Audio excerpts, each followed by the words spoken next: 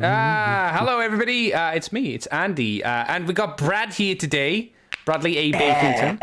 Hi Brad. Good evening. Yeah, we haven't started the actual podcast yet, but we have started twitching and writhing on the floor. I can see my head on Twitch, my shiny head's on Twitch. Yeah. How's it going, Brad? Are you doing well today? It's good, yeah. Everything seems to be calming down in the old life. School is a bit better, and next week I'm off to Disney. World, land? Do some Disney. Paris. Okay, Paris. all right. Le Paris. I went to the Paris one once, and I didn't like it too much. They didn't treat us too well. It took a while for us to get like a disabled room when we were there. Oh. And we had to course the first to actually get it. And then I can't remember whereabouts it was, but I remember asking a staff member where the toilets were, and he was really snooty with me. But I was like a child, so maybe I was already pissing my pants. I don't know. Maybe he knew I was British and he hated me. And it's like, if that was the case, I'd be like, all right, fair enough, mate. I get it. I'm British. I don't like you. You don't like me. It's built into our genes. It's genetic. I'm gonna say you don't even have that Newcastle accent. You've got quite a posh. You've got a posh accent for Newcastle. Yeah, I've got a weird one. I don't know what the problem would have been. I've lived up here for so long, but there's still some, like, it's not often, but like once in a while, every now and again, someone might go, if they're ever talking to me, oh, so where are you from? And I'm like, here. They're like, here. What? I'm Never from lost here. that. You've been resilient to the accent absorption. And I've probably got like I say things like northern every now and again, like I've got like terms and whatnot, but for the most part it's just like, this is just how I talk. I remember being mocked massively in school for it though, because of course, you know, just for having a normal accent. Yeah. Well, I don't know, it's not a normal accent, it's just for talking the way you do. Yeah. I was like, oh, come on, lads, fucking lads, come on, the pussy, I'm 5 years old. Actually, I'll just go and have a drink from my bottle and go and enjoy my. I was going to say Lunchables, but Lunchables weren't out then, were they? Oh, no. You mean, no, they had Lunchables. It was the cracker, the really crappy slice of meat and the really small slice of cheese, and then another cracker on top. Those or something else. Lunchables were out when you were young. Yeah, well, not young, in like middle school, high school. High school, yeah. Yeah. But like when you were, they would have been perfect, like in primary school. Oh, totally, 100%. Yeah. But it's just like that. But I was the right age for Tazos. Yeah. Tazos were pretty good. I think I was high school Tazos. Yeah, Pogs came out in high school, and Tazos were after Pogs, weren't they? Is that how it was? No, yeah. Pogs were first, and then Tazos came later. Yeah. I liked Tazos because you could kind of clip them together. There was the Star Wars ones, which came out around the same time as the movies got re-released. So that was really cool. It was exactly the same time, actually. I've got a full set of those somewhere that Nathan gave to me. I never got a full set. I nearly got the full set. Do you have the binder for it, where you put it in and you lined up? You had to line up the Tazo perfectly. I had like a full set in a little tub, and then a couple of years ago, I guess, Bubs' brother Nath was just like, "Do you want this?" And it was the binder with the full set in it. Oh shit! Like, oh yeah, not worth fuck all, like, but oh no, it's nice to have the full set of Tazos. Oh, it's cool. I see Jason's in you chat. Can build a little fort. Hi, Jason. Hello, Daddy. Jason was too cool to hang with us today, Brad. He said, "Oh, Brad's on the show. I don't want to fucking be on this one with him." Blame him. To be honest, really like, I can only take like one portion of Jason a month because I'm really sore after it. Jesus. Yeah, he kept sending me like images with like X's through your eyes and like drawn on like knives.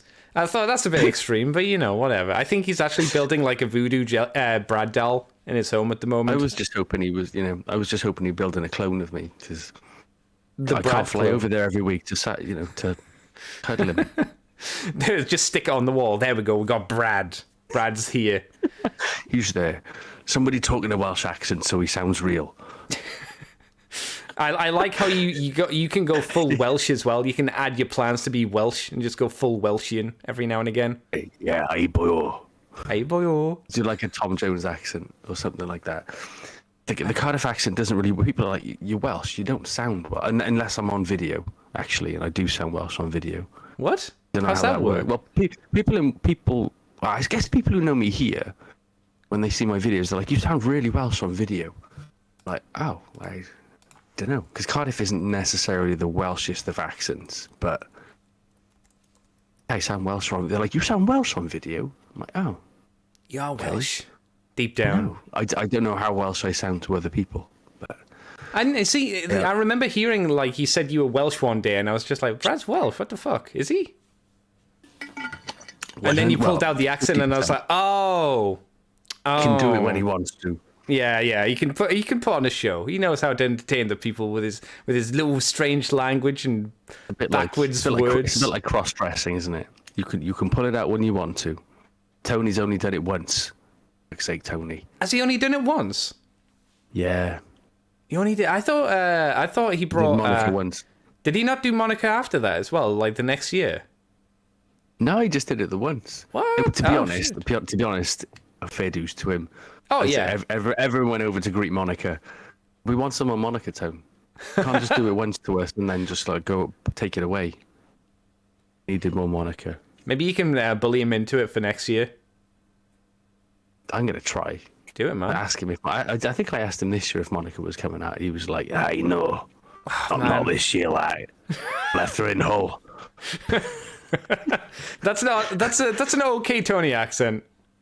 Then he broke into like a bit of a nobody does it better. I think if you want to really like hit the Tony accent, you gotta put in more fucking. You just gotta say fucking a few more times just in there. Fucking Tony. Fucking nosy. Fucking nosy. Fucking nosy. Yeah, you're right. Fucking nosy. All right, Tony.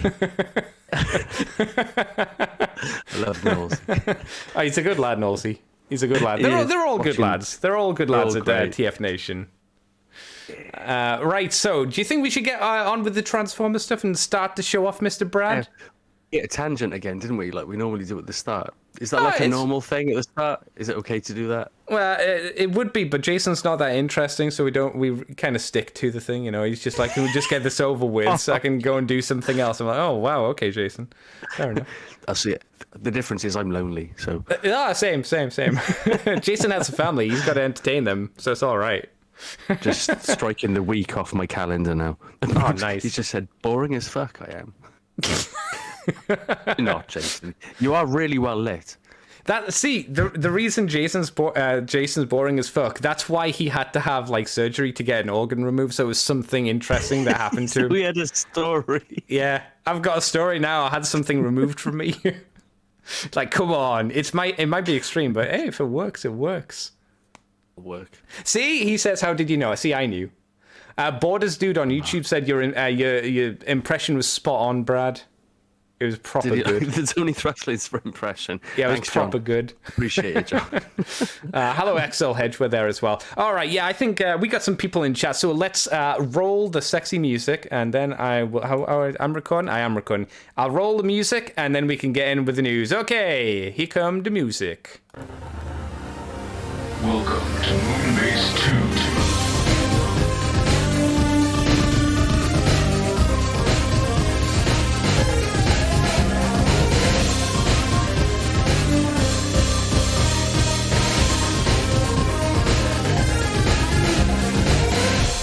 Hello, everybody, and welcome to the Moonbase 2 podcast. My name is Andy, Decade Andy, and I'm joined as, well, not ever, but this week I'm joined by Brad, the man who wants to have a bed that is a burger. Hello, Brad. Oh, the burger beds. £6,000. Hello. We were talking before the show, weren't we, about burger beds? Because you sent me a picture of a cat in a bread and egg bed, and then we talked about burger bed, and then we were trying to figure out the best kind of things to use as blankets that were food that could be turned into, like, not literally use like a burger as a bed. That would be weird. Have furniture shaped as that thing. That's not weird. That's fine. That's cool. But not for 6,000. Furniture. I don't know. I'd probably buy it if I had enough money. Here's the would question. It be too hot? Well, it would be during the summer, guaranteed. Here's the question, though. Would you prefer a burger bed, or would you prefer the life-size Snorlax that you can get? Or the life-size Lapras that you can get? Because they're pretty cool as well.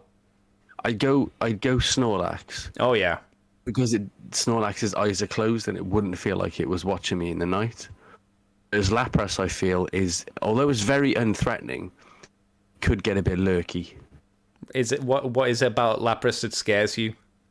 It's just too friendly. It's too friendly. Yeah, like Lapras is so friendly. Like it carries people on its back without question. Remember when I played Pokemon Blue, I was like, and this is the deal. Like I'm not fighting with this. Mm-hmm. Just carries me across the water. Like that's all good. But what does it want? Well, maybe it's like sleep. maybe it's like the story of like the scorpion and the fox. Maybe you're the scorpion in the story, but maybe it's just a very good nature.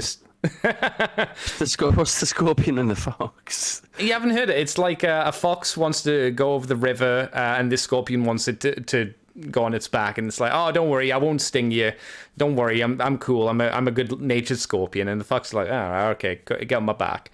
They're getting over the water, and the scorpion stings the fox, and the fox is like, bro, what the fuck? And it's like, I can't help it. It's in my nature, and they both drown. What's the moral of the story? Help nobody. Or at least if you're a fox, don't help the scorpion. Yeah, don't help scorpions. It didn't actually state, though, strangely enough, if it was a big scorpion or a small one. If it was a big one, it would have been fine. It would just stung like hell. It's the small ones, isn't it? The small ones kill.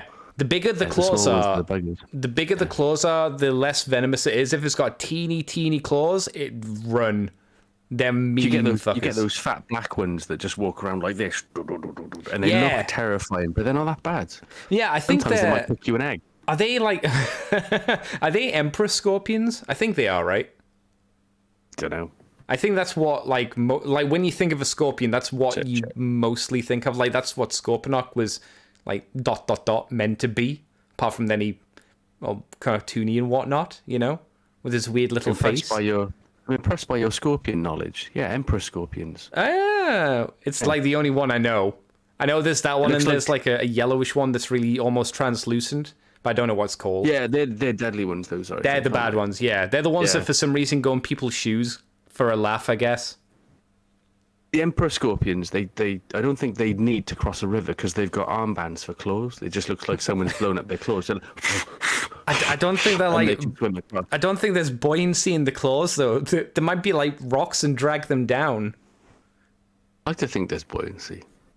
Yeah, but isn't that like a concern? Like that'd be like taking like 2 10-kilogram weights into a swimming pool with you and being like, oh, these look buoyant. And then you just drag to the bottom of the pool.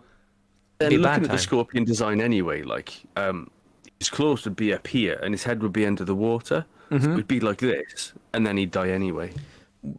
Unless they evolve. This isn't how evolution works, but unless they evolved so they could breathe through their tail, then they could stick the tail out of the water. That might work. Be like a periscope. The lazy bastards could have just learned to swim like the rest of us have to. You know. I think they like live in deserts or something for the most part. I don't think there's like massive. Granted, I don't know how a scorpion came across a fox. I don't think they live in like similar places. So you can get desert foxes, but then you don't get the rivers in the desert. No. I'd love to put a scorpion next to a river and see what it did. What do you mean? Do you think it would like set up a shop or something? Open up a water slide? I don't know. For the other little baby scorpions. Kind of water sports, like complex. It's like releasing a wasp in winter, isn't it? You don't know what's going to happen. As long as it dies, I'm all right. I don't want to like show off my prejudices to wasps. They can all fucking die, if you ask me. They're dickheads. Yeah, spiders, they serve a decent purpose. I'm sure wasps serve a decent purpose as well, but fuck knows what it is. I've never heard anybody give me a solid reason why wasps shouldn't all be murdered. I do think it's all right to be prejudiced towards certain areas of the ecosystem if they're cunts. That's fair. Sorry, was that too strong a word? No, that's fair. I don't mind. If someone cries about it, then that's fair enough. But if they're a wasp, they are. Yeah. But we're here to talk about Transformers, believe it or not, Brad. We should get on to that. Yeah, well, it's an interesting conversation. Well, it's a unique. We'll say unique. It's a unique conversation that people aren't talking about on Twitch. I guarantee you. In terms of the news, we're going to start off with this little number, the Robosapien auto-converting Optimus Prime Elite Edition official announcement. So this is a smaller version of the auto-transforming Optimus Prime, which I'm sure you remember.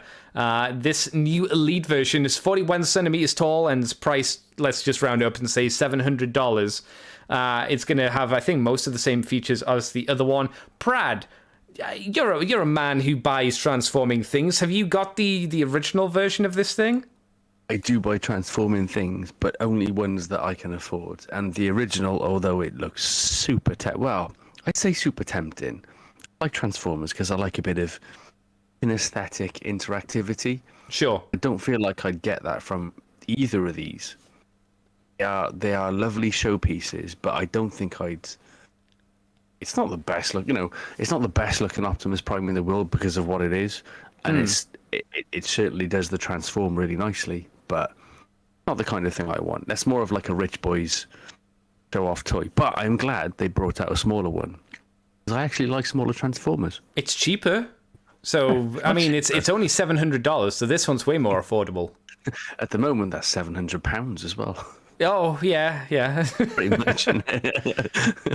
We won't go there. But yeah, it looks lovely. It really does look, and it's kind of like to see where this trail leads to. Are we going to get more of these auto-transforming dudes controlled by apps on your phone? Because it's like the Sphero of Transformers, isn't it? I don't think they'll do many more than this. Like, the only other one I could see them doing is like maybe Bumblebee. You can't really do Starscream, because how would you get it to fly? Megatron tank, maybe, if you tank, tanked him, yeah, because they don't do guns anymore, do they? I was just thinking, can you imagine him turning into a Walther and just falling on the floor? It's like, oh, who would buy that? Just for the sheer novelty scale of just like he's looking all tough there 1 minute, then he transforms and just kind of, then you're just kind of left staring at him like. The novelty is he transforms into a real working gun. It's like, oh, what could go wrong? It's probably okay. But it'd be great if he jumped mid-air and then transformed and then on the desk or on the floor. Then you just walk off and leave him there. Just slammed into the ground. Yeah, yeah. I'll agree. I'll agree with you. It does look a little nicer in terms of its sculpting. I still think it has issues with what it is and how it works. But to me, this always kind of comes across as, hey, do you remember like when there was the Furby craze and there was that weird, what was it called? The Rex thing, where it's like a robot dinosaur that was white and it came out around the same time as the Sapien thing? Robosapien, Robo-Rex. Yeah, like those things. That was a wild Christmas present one year, wasn't it? Everyone was that's just the thing. We need one of these. And then everyone got them and were just like, well, they're not that great. You use them like maybe once or twice, and then you just put them in the shelf because it's like, they don't do that much interesting stuff. This one obviously does way more things, but to me it seems like you're paying for a lot of things that you're probably not going to use, because I wouldn't trust a kid with something that's this expensive. And as an adult, unless you've got like an idea to do something with it for filming, potentially, I think you're going to use it a few times. But I don't think you'll be doing it a lot more than like maybe if you played with it for 2 months, I'd be surprised. 2 days, I'd be surprised, to be honest. I was trying to be generous. How long is it going to hold novelty for? I know.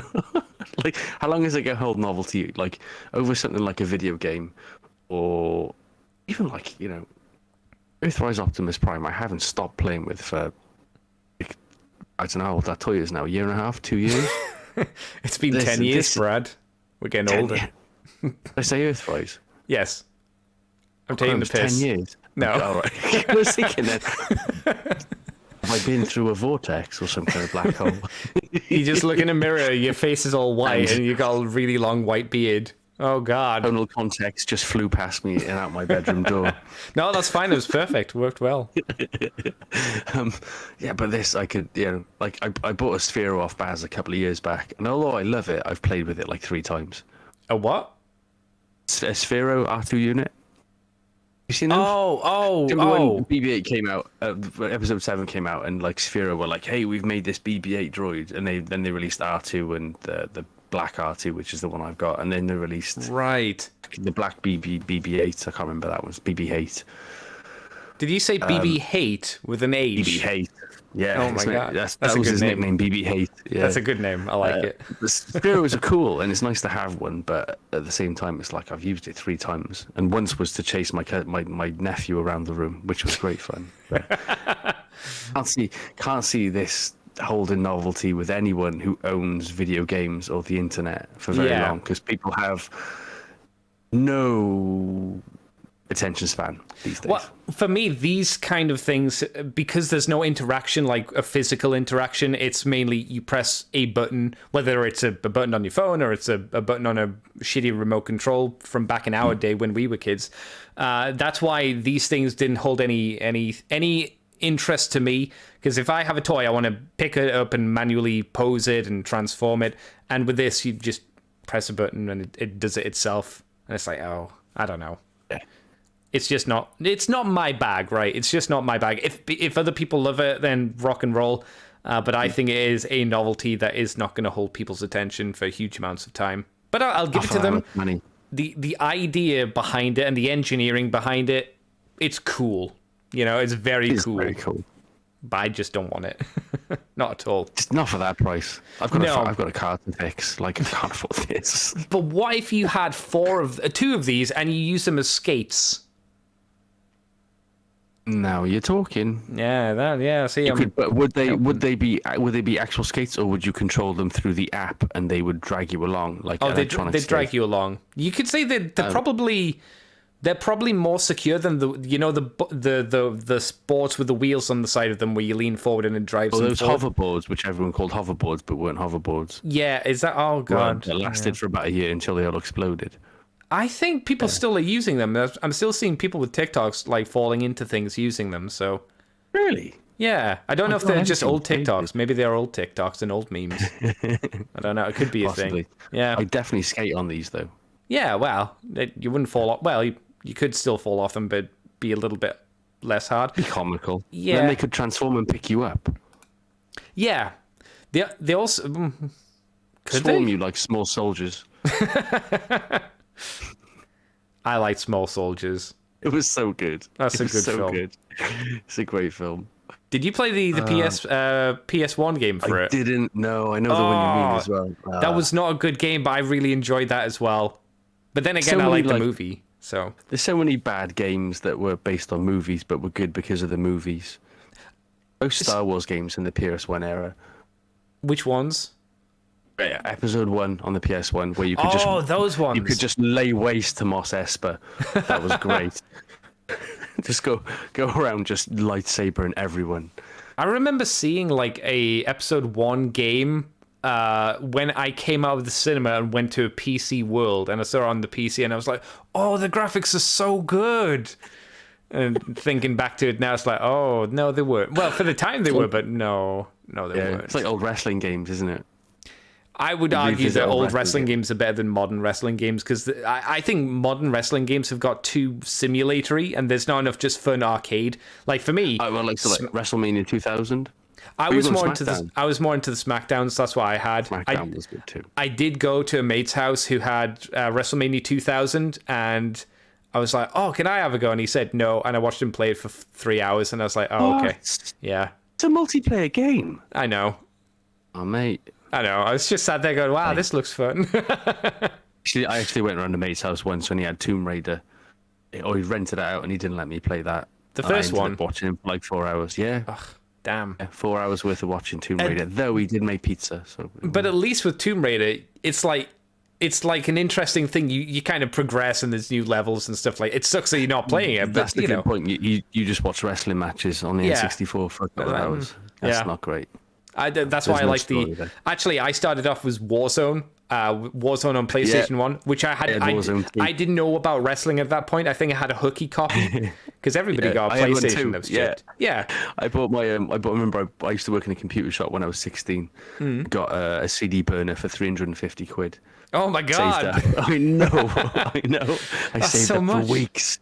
A HP one, yeah, and it was a computer shop with a PlayStation store or a game store above it, so I just used to grab the PlayStation discs, take them back, and copy them. Oh, so good. Got Yeah. my PlayStation shipped, and that was good times. Yeah, my mum got me a hooky console. Someone put a chip in it, and basically, I remember her bringing like a 4 or 5 page like just Excel sheet list, and she said, "Tick the ones you want," and I was just like, "I don't know, I haven't heard any of these." Tick, tick, tick, tick, tick. Warzone. Yeah, Warzone was on there. I think I just picked it up because it had the name Warzone in it. I was like, "Whoa, war." I love wars. It's like wrestling. And my friends have said I'm in the zone sometimes. They never said that, but they could have done, maybe. But yeah, I had no idea who any of these wrestlers were. I moved on to Attitude. Attitude was much better. It was, but it still had that weird system of like left down, right down, left triangle, and you could do like a tombstone or something like that. It's like really awkward. It was so like my one gripe with Attitude was that I really liked X-Pac as a kid, and like he does the X Factor as his finishing move, but on Attitude it went straight into a pin. It's like, no, I don't want to do that. I just want to X Factor them. See, it's one of those. Yeah. I didn't like X-Pac because my boy was Kane, and by the time I got into the wrestling story, it was when X-Pac was fucking Kane over, like NTRing him. It was like, oh my god, sad times. Yeah, but then the SmackDown ones came out, and I was like, SmackDown, good and solid. And then after that, they got better and better. The last, for me, the last really good wrestling game was All Star on the Xbox 360. I think I played All Star. It's the one where they look like cartoon beefed up characters, like someone put a air pump into them and pumped them up. That's the one that was most like the older ones.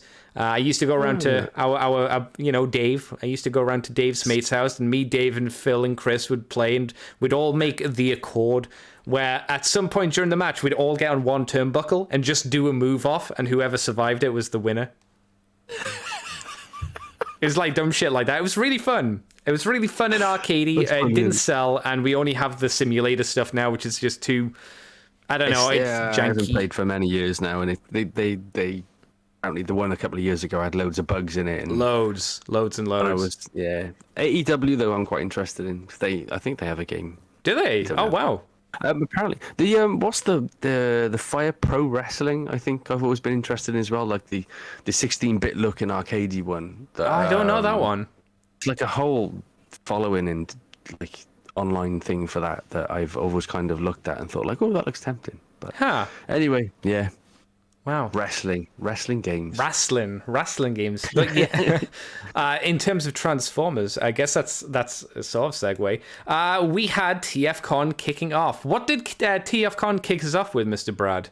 Oh, TFcon, and I really like the look at this. TFcon Chicargo 2022 had an exclusive Ocular Max remix series, the RMX 11EX Tempo First Edition, which is basically Steeljaw. But it says this is 1-to-1 scale, am I right? It's a 1-to-1 scale Steeljaw that transforms into a cassette. I don't know what it means by one. What's it mean by 1-to-1? Because it can't be like life size. That's what I would assume, that it's like it transforms into a life-size tape. Oh, that makes way more sense. I thought you meant 1-to-1 as in like he was 1-to-1 scale with his car, like he was a giant lion. We'd all buy that to go on a hamburger bed, wouldn't we? I'm an idiot.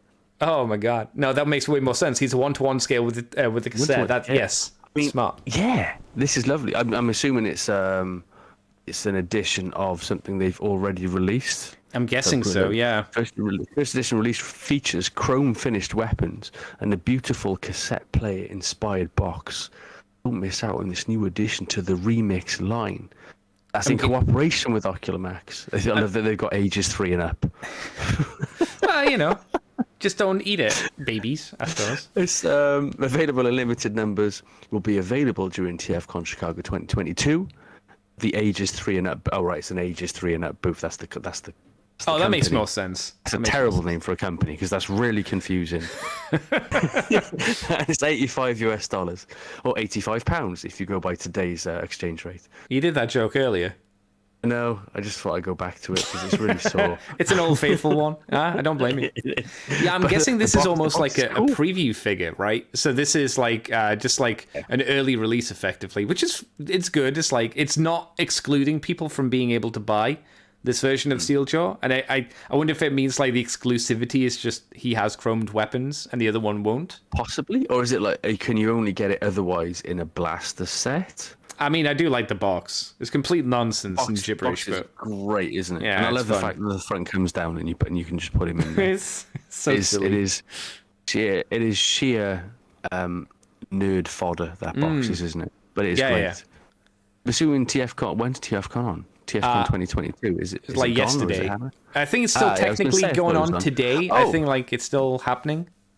Because of all the reveals in the other news bit that I Yeah. won't spoil yet. Yeah. Yeah. I was gonna go down the message board page on TFW and read a few things out, but I thought I better not because it's TFW. You can do if there's something interesting there. You can I read don't know if there's something. anything interesting. There's a video there.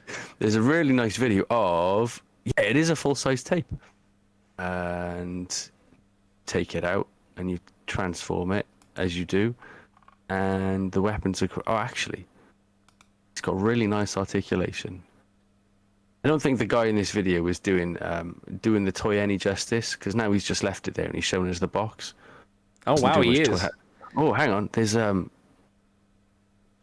instructions come in an actual tape case as well. It looks like it. Wow, that's really cool. And you can it goes into the tape case, and there's How, instructions. how is in the this tape not case. in the advertisement for this I figure? know. Why have they not done that? This is been marvelous. I was gonna be like, maybe we shouldn't like berate the state of YouTube reviews that focuses on the boxes too much. But then it's like, oh no, this one actually serves a purpose. Fair enough. This one has. Well done. Yeah. It's cool. Oh, the tape insert is inspired. I'm impressed. I would buy that for $85. Just one of those things though. If you bought this, then do you leave it in the tape box, or do you have steel jaw out? And where do you put the tape box if steel jaw is out? First world problems. What do you think of it? I really like it. I mean, Ocular Max is known to do like quality stuff. Ocular Max has been doing good stuff for a while now. I'm not a big Steel Jorian kind of guy. Blaster's like he's fine. I just like Soundwave or new Soundwave more. But if we're talking about Blaster's exclusive tape of friends, Steeljaw's probably the best one. No one really likes Ramhorn. He exists. Ramhorn is just like a flat rhino, isn't he? doesn't even look vicious. There is a Ramhorn somewhere with one single tear coming down his very flat face. He's not happy. He's just not very. I mean, He's one there. of the Predacons of Rhino. Rampage. Yeah, Headstrong. No, Rampage. Headstrong. That's the one. Or is he a bull? What? It's either Headstrong or Rampage. Who's the One of them's rhino? a rhino, isn't it? I can't remember the Predacons, but he's a cooler rhino. Why is he cooler though? Putting you on the spot. I want to know why he's cooler. Doesn't like peas. Wow. Where Ramhorn really likes peas. I've got no time for like. I like peas. But I think problem? Ramhorn would like have a problem with you not liking peas. If you were at the dinner table with Ramhorn, flat cassette rhino, and you didn't eat peas, he'd be like, "Why aren't you eating your peas?" Whereas like Rampage, I'm sure he likes peas. He'd be like, "Oh, just give me a piece if you don't want them." I'm pea gastrointestinal fortitudable. So when I eat a pea, my organs explode out of my anus. That's why I don't eat them. Are you okay with that? It's like, no. Eat them. Yeah. Let me watch. It's a texture thing. It's like eating 1,000 exploding bogies. Yeah. I'm a sweet corn. I'm not big on sweet corn. I'm a texture eater. You can tell you work in a school talking about eating exploding bogies. I'm just going to throw that out there. Ooh. That's... Yeah.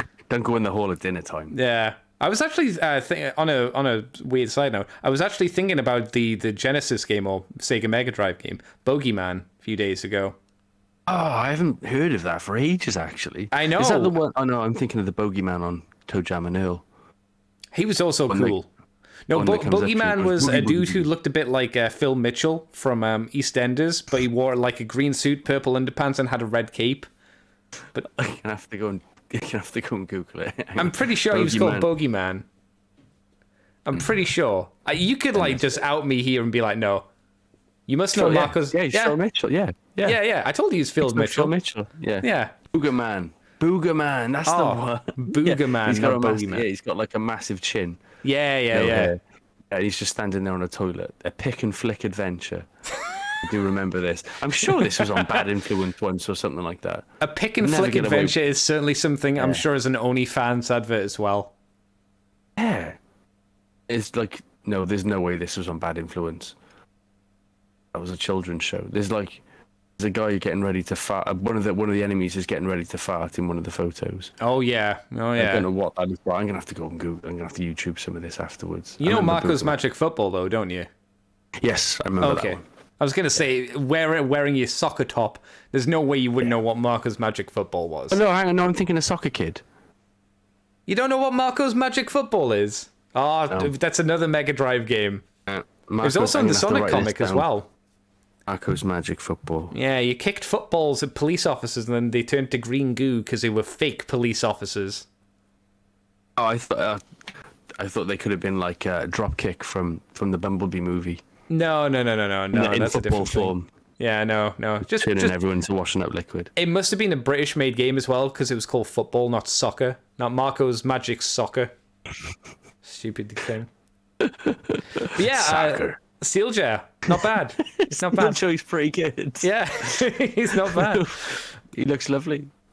We also got some shots of what we're in the display cases, so we can have a look through those images. Obviously, this will work a little bit better if you're on the stream with us right now. What did you think about what was showing off in the cases? Was there anything that really took your fancy? A lot of these things we've kind of seen before and talked about before on the podcast, at least. But I'm not sure if we've obviously had Brad's thoughts, so we can, if there are any that really stick out to you, let me know. The stuff in the cases. You're talking to me or the audience? You. Right now. Oh, cool. Or am I the audience too? Oh. There was the, I believe it's either Dreadwind or the one that's the F-16 Falcon. Yeah, that guy. Absolutely flipping gorgeous. But everything looks better when it's grey. I think I've said that before. Remember all the Galaxy Force prototypes used to come out and they were just grey and it's like, oh, that looks beautiful. And the like the Shogun guys as well, like the drifts and the Iron Factory figures. Drifts. Yeah, I'm guessing they're legend scale. Yes, yeah. There was Lockdown in there as well. Yeah, I'm looking at it now. Lockdown's there looking cool. There's who's the red guy? Is that Swerve? That's Ironhide. Oh. Yeah, in the case from what I remember, so if chat wants to correct me, they can do. You've got from Image, which, I don't know, 22, whatever it is, the one with all of them. You've got Lockdown, Ironhide. Behind Ironhide, it's Cyclonus. And then it's Grimlock. And then I guess it's probably Drift. Black Leo Convoy, Movie Drift, and then Bludgeon. No, not Black Bludgeon. Leo Convoy looks blooming lovely as well. It's not Bludgeon? Fuck, what's his name? It's not Bludgeon, it's the Oh, Banzitron. Banzitron, thank you. Yeah, Banzitron. Yeah. Oh, it's not Lockdown, it's Banzitron. Yeah, the one on the far the other side. Yeah, the one on the left is yeah. him. He's got really wide hips for like birthing children, I suppose. But he's also got like a Ronin styled hat, which is kind of nice. You can't see his face. Yeah, because it's that big kind of hood hat, you know, in samurai movies, how they have the straw hat and it covers the face. You can take that off and you can see his face underneath it, which is kind of neat. Ah, They're slightly samurai like on the style. tail. Yeah, Oh, cool. Yeah, cool. I like stuff like that. I bought remember the Star Wars ones? When I went to Celebration a couple of years ago, I bought like the samurai style Stormtrooper. Oh, okay. like I thought the you one meant thing I the took over. Transformer crossover toys, and I was like, oh no, Brad. Oh no. They were a thing. They were a thing. I'm glad you didn't do that. But I know you mean like the figure arts and stuff like that, don't you? Yeah, I can't they were remember who really made them. cool. They had a really were nice lovely. look to them. They were a little bit. I prefer them a little bit smaller, like Figuart scale. A little bit bigger. I can't remember who makes them. Chuck the box for one, but he's up there somewhere. If it was figure arts, then it'd be Bandai. It wasn't Figuarts. It was someone else. And it wasn't one of the Japanese companies. I can't remember. Someone. But they were nice. Yeah, they were lovely. Beautiful, lovely. Yeah. There was. Oh no! It was in the stock photos. Not really anything I would buy there. Not even the Armada Optimus Prime. Is that? It's like the second image. It's like the Power Link's Optimus Prime in super mode. He was behind like Dreadwind. Oh, we were talking about that the other week. I didn't even see him because he was just there in the back. Look, I was staring straight at a spark plug on his shoulder as well. Yeah. I would certainly buy that, but probably not at the price it's coming out at. Because I think we said a couple of weeks ago, "Hi, I'm Brad, and I'm on the ball tonight." Yeah, lovely. I would definitely buy that. It is beautiful, but it was like 200 quid. Probably. It's probably something like that. It's a As I said, third-party I've got a toy. It's a card to big take. boy, you know. Yeah, I'm still definitely going to wait for the inevitable legacy one. I think, when it comes to this, but that is a wonderful, wonderful thing. There was still don't the think the Quintesson, what's it called? The Accuser dude with the long tentacle arms as well. The one that gets crushed by the door. Yeah, There's I think no this figure is. of him so far, is there? There have been ones of him in the past, but they're old and not very good. I think this is maybe the biggest one we've had. It's probably the only one in masterpiece scale, is what I'm going to assume. There was one in that big Quintesson Judgment pack, actually, wasn't there? There was released another and that was one in years ago beforehand. I've got it upstairs in my bedroom. It was done by kind of not a great third party company, but they got out most of the Quintessons at the time. Yeah, it was fine. They were fine Like for the Sans time. Project or something like that. No, it was a lot worse than them. It was a lot worse than them. It's a lot worse. A lot worse, yeah. The counter punch in front of him, or punch, looks amazing as well. The vehicle mode, I think it's Pontiac Fiero, if I'm right. I'm probably going to get corrected for that. But man, that flipping the vehicle mode for punch counter punch looks amazing. I'm guessing that can't transform into the Autobot version, but still, beautiful. Maybe, I don't know. Who knows? With third party toys, who can say, right? It's a bit of a weird because I can't see them bringing out a punch counter punch that doesn't transform into the other robot mode because it's It would quite be easily weird. done. Yeah, so maybe it can, but that vehicle mode is everything. In the case, there's a little sign behind these the three figures, including the Galvatron, that says Bond and James. And James, yeah. I'm wondering if that's the company or if that's the name of Punch Counter Punch, because that might be Punch Counter Punch's name, which I'd be all right with. So. And then in that case, it would be he does transform. It doesn't say. I'm guessing it doesn't say James and Bond. These are these are X Transbots. Yeah, it's Bond and okay. James for Punch Counter Punch, 100%. 100%. I can't see what the Galvatron's called, and I can only see the Quintesson dude as Le, and then it says P and then something. So I'm gonna assume it says Le Pog. We'll have a little peepo face. Pog, I don't know. We've already got Pogs. Yeah, exactly. The battle chargers are nice as well. Have you seen those? I have, yeah. They seem desaturated, like the color's been drained out of them. Like whichever one the black one is seems more grey than he should be black. Runabout. Yeah, runabout. Runabout. Runamuck is not mucky. He's always white. And then runabout has a B in it, so he's the black one. But he's kind of light grey. Yeah. I like the fact that they use the different vehicle modes because I only realised. They do. 6 months ago that they had different vehicle modes. I never knew that because to me they were the same. Yeah, and even the G1 toys have got different vehicle modes. It's only the. I only have the black one. I don't have the white one. Oh, what? As in like the Generations ones? No, the original Originals. G1 toys. Yeah, I don't even know how I got him. I got him, but I don't remember how. I don't think I went out my way to buy him.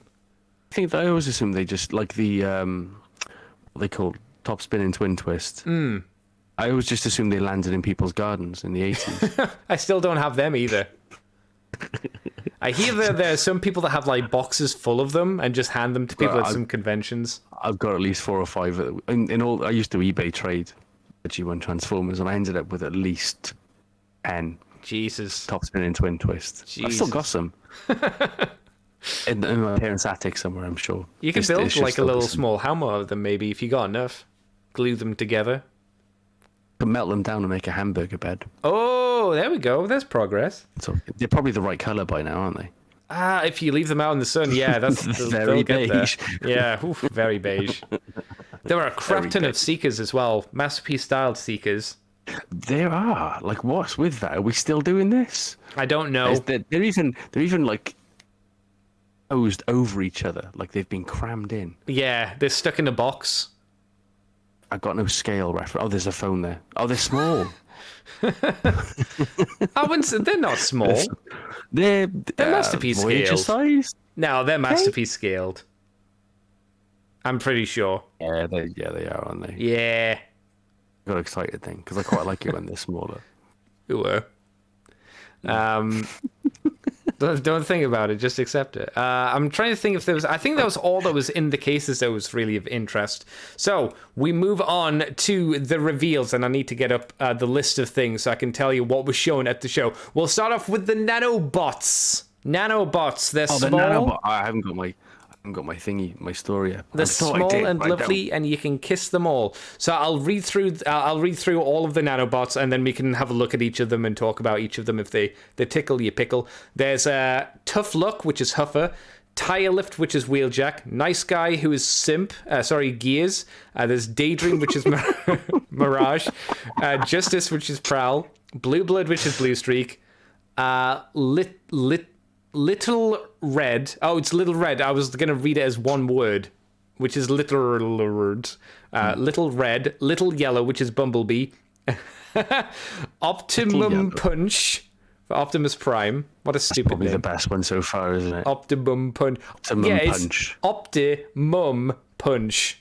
What a weird name. The optimal mum who will punch you. There's so many puns there. Zero Cool. That's Nemesis Prime. Feeling Blue, which is Rumble. Searing Red, which is Frenzy. Oh, Seeing Red. Seeing Red. Oh, that makes more sense. Seeing Red. What's the next one? Aureole. Aureole. Aureole. That's a French word. I can't remember what it means, though. Weird. That's Buzzsaw. Cardinal, which is Laserbeak. Savage, which is Ravage. Soundbox, Soundwave. Ion the Prize. Jesus. This is like going back through Warcraft like 20 years ago. Just seeing Zug. all the bad names. Ion the Prize is Thundercracker. Mind Warp is Skywarp. Starcrown Starscream. Headshot is Reflector. Snapshot is Reflector. Oh, there's only 2 reflectors. And Mega Strong is Megatron. Oh, and there's the Unicron Easily Hammer. the best one. So, let's start off with the 24mm 10 points of articulation Huffer. Just how? Like, Actually, what do you think of all of them? What do you think generally? Do any I of them think if stand I out could, to you? not necessarily. I think the idea is kind of cool because people want these kind of scale things to go with their bigger boss, don't they? Like their Titans and stuff like that. I mean, it's novel. But like, my fingers are way too fat to handle these. Anything like these. If they were maybe like Lego size, that would be something. But there's the guy there.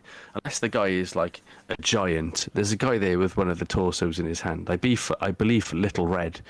Little Red is standing on his index finger. Oh, God. It's like, that is tiny. If you go a little further, yeah, he's actually standing on his index finger. And Oh, possible Jesus. plays Yeah, that that's even- it. Yeah, it's like Yeah. these are tiny, really, really small. So, I don't know, man. Do we have any price for these? Not that I saw, no. But mean, they're cute. please remember that. How big is Little Red? Is 21mm. Please remember that Buzzsaw and Laserbeak and Ravage. Laserbeak and Buzzsaw are 6mm, and Ravage is 9mm. So they're like not even, they're more than half the size less.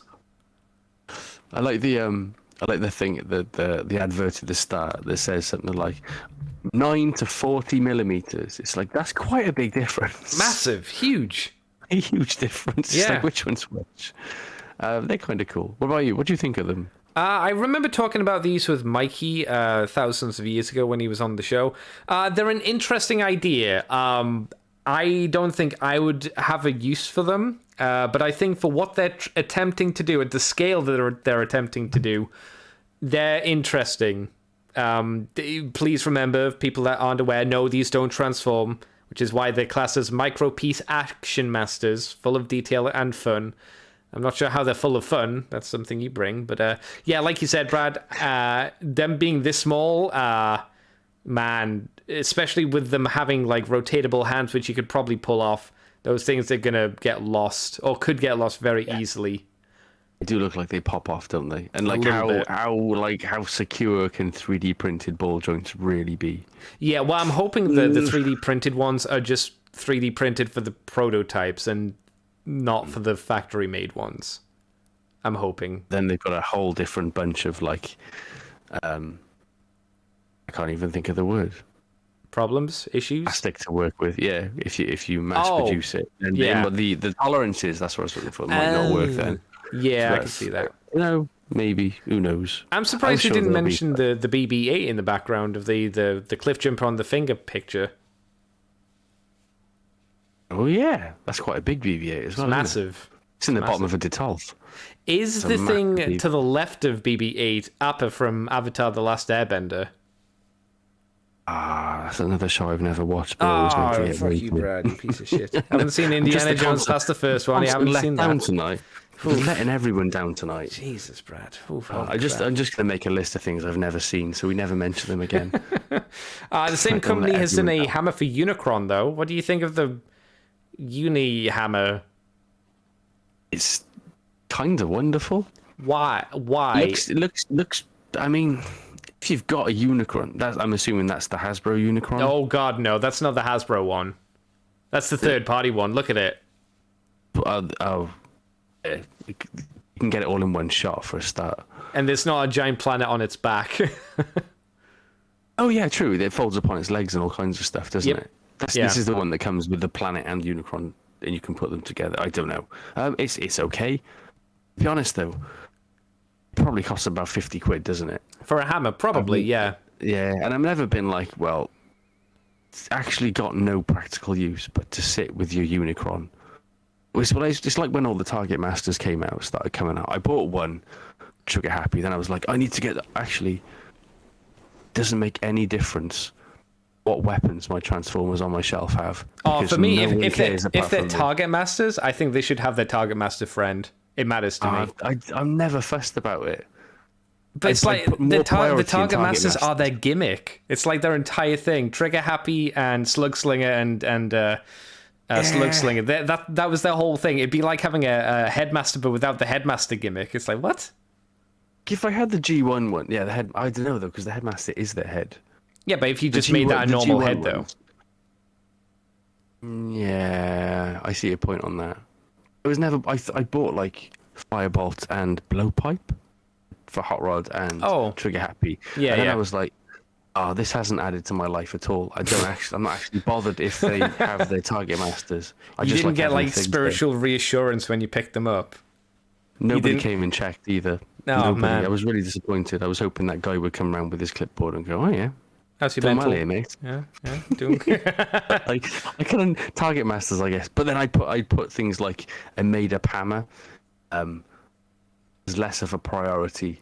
I would as well. Actual cannon weapons. I'm not like the design of it is a strange one. It seems to be just a hammer with weird orange spikes around it. I guess that's to make it feel more some Unicron. kind of civilization. Well, it's just what do you mean? Like Unicron's just hitting people with like small planets? Because I guess that could be a cool idea. They had like, well, no, they live on the hammer, but they've all got like really good like harnesses. What, so like Unicron gives them the signal and they all run and strap themselves in and go, here we go, lads. It's Sunday night like dinner, strap down the chicken. Yeah, he and it's if he uses the hammer while they're eating dinner, it's just really unfortunate timing. But that's their lifestyle choice. Yeah. Mary, you can't do shit right. You get the turkey done and it's dry, and then Unicron slams it into the ground and it's all over me face. I'll never get that promotion now. And depending on what he hits with the hammer, is there weather? That's true. Yeah. If he hits another planet with it, and probably millions of people die.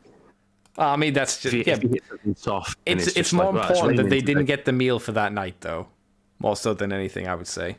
Nourishment should come as a first. I would say so. The other thing that these guys are doing they're doing a Hiss Tank sound wave, which we talked about a while ago. I don't think we've got any. We still don't have any images for that at the moment. There's just a new image, which I guess is just a refined visual design. I guess if we flip back and forth between the two, the one with the sky background is the one that me and Mikey talked about, and the new one is it's a green background, and Soundwave's a little bit different visually, but it's not a prototype. There's not much to talk about, I guess, unless Brad, do you know? It's just going to be the Megatron again, isn't it? Well, no, because this will be these guys who are making it rather than Hasbro. Oh, yeah. And these guys aren't going to have the Baroness sit on his back and shoot from behind him. Just face in the back. I completely, yeah. There's the potential that this one will be better, because I did not like the look of that Megatron, because it was very scuffed, very hollow. It had to be. £100, it was a fair amount for what it was, and it was kind of janky from what I saw from it. Wasn't great. Didn't look great. No, it also came with a retro Baroness figure. They didn't even make like one of the newer Baronesses that looked, more human. No one would notice. I noticed. They thought no one would notice. Hang on. Did. No one would notice a lady in full leather outfit and glasses with long black hair. Come on, mate. They were like, put that in, and everyone will think it's okay. If you put in like lady full black leather suit glasses into Google, I guarantee you're gonna have a lot of hits. Oh no! I mean, they didn't. No one would notice. They put the wrong Baroness with it. Oh, okay. Like everyone will like the hiss tank so much they won't even notice this. But then not everyone liked the hiss tank so much, and they were a bit like, "Ah, oh, damn, fuck, we messed what do up. we do now? Messed up." Yeah. Moonbase 2. Shit, what do we do now? Moonbase 2. Moonbase 1. That was Moonbase 1, wasn't it? That was Moonbase. 2. Moonbase 2 was Glass and Cliff Jumper. I'm trying to remember which one went first. Yeah. Moonbase. Oh. They both went. Jazz to Moonbase 2, Bumblebee and Spike. Bumblebee and Spike were on Moonbase 2. That's right. Yeah. Yeah. And Okay. They got 10 seconds. They thought they blew it up and they didn't. And he went, oh, fiddlesticks. Should know this. Or we should know it straight away because we're Transformers nerds. Damn it. It's fine. I'm not McFeely. We're not Mikey. We don't need to know these things off the top of a button. I would say. Getting gate kept. Next up, we have Manhand X Nako Make, which is the and they're doing the LR-03 Legend Reborn Lord Grimlock model kit. Now, if I remember, Mikey, did Mikey talk about this earlier today? I think I saw him put up a post about it. I can't remember. Either way, Brad, what do you think of seeing his bum? There's a small other bit of info. He's going to be made out of plastic ABS and die cast. He's going to be 31 centimeters tall or 12 inches, ladies. He's going to have over 830 parts. He's going to be perfect grade level, so he's going to be very expensive. We'll just say that. He'll be expensive with a lot of bits. And he's going to have a multi-joint linkage design, which is, using my big brain knowledge, means that when you move, you can see pistons on the back of his leg. The pistons will go up into his leg. You'll probably move his knee, and then like 5 or 7 or 10 bits will move at the same time as well. So what do you think, Brad? The fact that it's a model kit is like super tempting on that. Like, obviously love the model kits, but what else the Mad Hand do?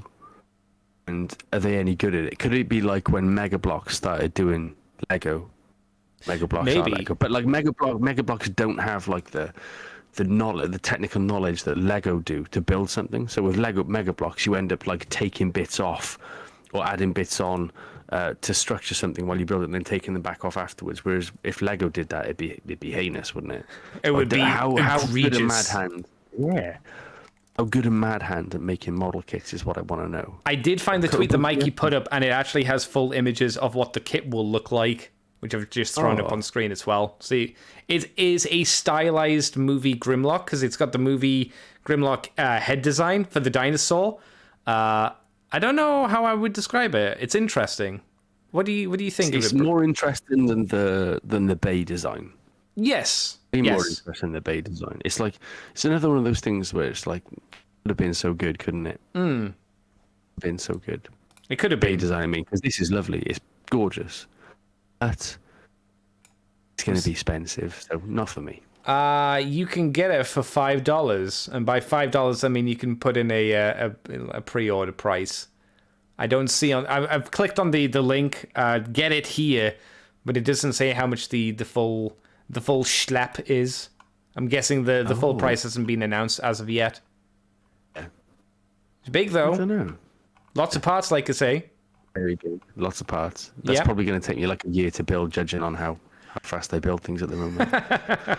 That's a good year. Yeah. Did you get it? No.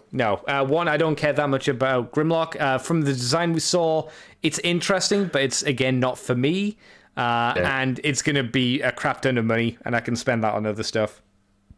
Quite nice to hear someone else say they don't care much about Grimlock, because I couldn't give a shit about Grimlock either. No, I mean, I don't hate him, but I don't care that much either. He's not Decepticon, you know? I prefer Swoop. Yeah, Swoop's fun. He can fly. And he says he sees nothing, apparently. So he needs to get an eye test. He needs to go to Specsavers. Boom. Next up, there is Metagate. The Metagate show off the G01, the G04, the M01, and the M02. G01 is Haiku, which is movie drift. We'll talk about him first. Hang on. Oh, should he following the development of this one on Instagram, actually. Me and Mike have talked about this one before. I can't remember the name of the guy that has been designing this or testing this, but I do follow him on Instagram. And every time I see it, I'm like, I would love that figure. It is the fact that it triple changes with the helicopter. Oh, that's me and Mikey mentioned this. The helicopter is a bit messy, but it's impressive that they were able to at least try and get the shape out of that car mode, because that's difficult. I wonder if there's any parts change in there. I mean, well, the swords, obviously. Swords for the rotor blades. Yeah, that's fine. But I wonder where... I can't see where half the car parts go. I don't know if the helicopter might be bigger than the car. I would imagine they fold onto the inside of the robot mode. Like, you'll kind of flip him inside out kind of deal. I would guess. I don't know for certain, obviously, but I think he's going to be fiddly to transform. Very fiddly. That's what puts me off a lot of third parties. I can see that. It's just, I'm clumsy and I'll break shit. But you don't like the faff, do you? I just like to get it done. You want to sit down in your old man chair with your blanket and your cap and your glasses and your pipe, and you want to have a good old little transform that takes you about 5 minutes. Or I go to my burger bed. Yeah. But it is, oh yeah. I think they've nailed the face on it as well. It looks it. To be honest, they're not the best images here, but it looks like it probably should, which is important. Yeah. Features include triple changer, which we've seen, excellent mobility, which is, I guess, debatable depending on what you class as excellent. Arms and thighs are double jointed. Well, that's okay. Wrists can also make movement of the sword point. You can tilt the wrists downwards so the sword points forward. Okay. Still really badly worded, isn't it? Wrist can also make the movement of the sword pointing forward. I'm gonna assume can also to make the sword point forward. I'd mark that wrong. I think the person who wrote these might not have been English. If they were English, then Mr. Brad's not going to pass you this year. You're going to be held back a year. Some of those classic Eastern translations, isn't it? Yeah, it's probably from Google Translate. The rear wing of the car can be lowered or raised, so you can go even faster, because people love spoilers on cars that can go up and down, right? Yeah. The actual Veyron does that. The spoiler goes up when you go a certain speed. Though it doesn't look like it adds much downforce. I'm sure it does something. It's got 4 wheels. Yeah. Cars. Comes a helicopter. Cool. Yeah, so it's kind of just more of the same. It doesn't seem like anything really new has been added here. Next up is, as I mentioned, the G04, the Air King, which is Pterosaur, which me and Mikey have again talked about. We've got some black images, and the only other info, it's fourth quarter of this year, so soon.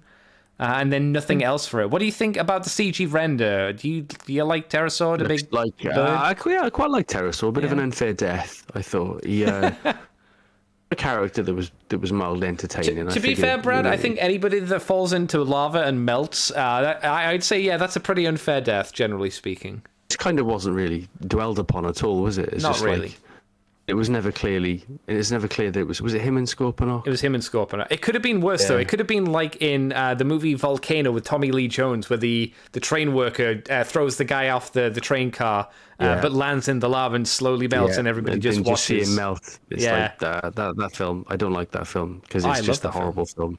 I think I like it because it's silly. The fire engine death. I like Dante's Peak more because it's even more ridiculous. That's the one with Pierce Brosnan. It's Brosnan, and I can't remember the lady in it. I don't remember her. Yeah. Dante's Peak was a bit of a, I don't know. It was that disaster movie time. It was so during good. during the 90s, where everything was a disaster. It was just like everyone's just dying in these films. I would never be the same. Don't get me wrong. I don't think they're good, but I always enjoyed them because they're fun. They're just silly times. 2012. 2012. Oh, 2012's the best one of them. It's 12 with the arcs at the end. Oh, it's so good. It's like, for fuck's sake. The giant boats. Yeah. I like the Russian dude who like what is it? Picks up his two really overweight kids and then throws them in, and then he falls to his death. Yeah. Stupid. It was made in Russia. Oh god. Just the stereotypes. The fact that stereotypes could be used. One of the best deaths is when he's driving the main character's driving the limo, and he sees these two old ladies who don't understand what's going on, and they just face plant into a lump of road where they're driving. Where are we going, Betty? I don't know. Boom. It's brutal. It's boom. So brutal. Oh yeah. What a weird film. Yeah, clearly just ate the dashboard like two old ladies.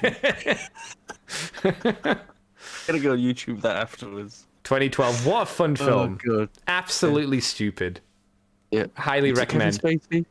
No, it was the guy from Room 209. Not 209. Fuck, I can't remember his name. John Cusack, is that his name?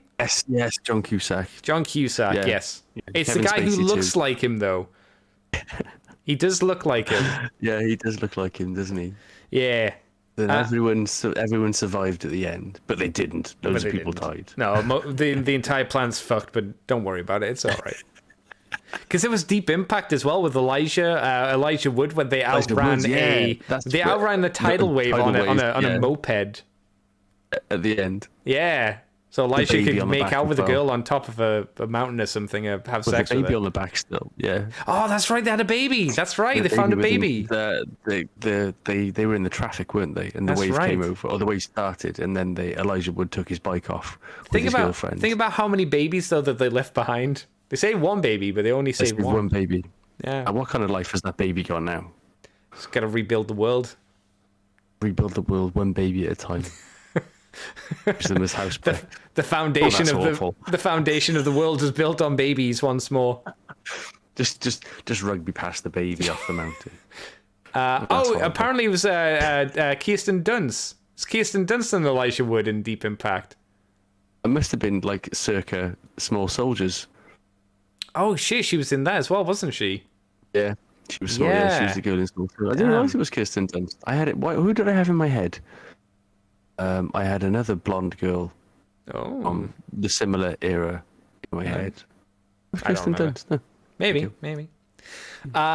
Otherwise, who else is on this list? On this list, we also have Huge Fire, which is Bee Optimus, and Giant Bee, which is movie Bumblebee. I don't know why he's called Huge Fire. No, solid name. Oh, I was going to say what size are these, and completely ignoring the scale reference right next to them. Yes, for those who can't see at home, Optimus is 11.7 centimeters and Bumblebee is 7.5 centimeters. So they're small. Very precise. Very small. precise. Are they? I'm guessing legend scale then, yeah. They legend scale? I guess. Maybe the legend scale. Yeah. I don't have my old school ruler next to me as I used to do back in the day. I've got a cutting mat with you are a model maker, aren't you? I don't even have one of them. Yeah.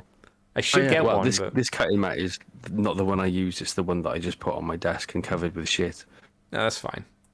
As long as it's not literal shit. Otherwise, I'm not gonna ask why there's actual poo on your thing, but I'm gonna be worried for you. I'm one of those people that can't deal with poo.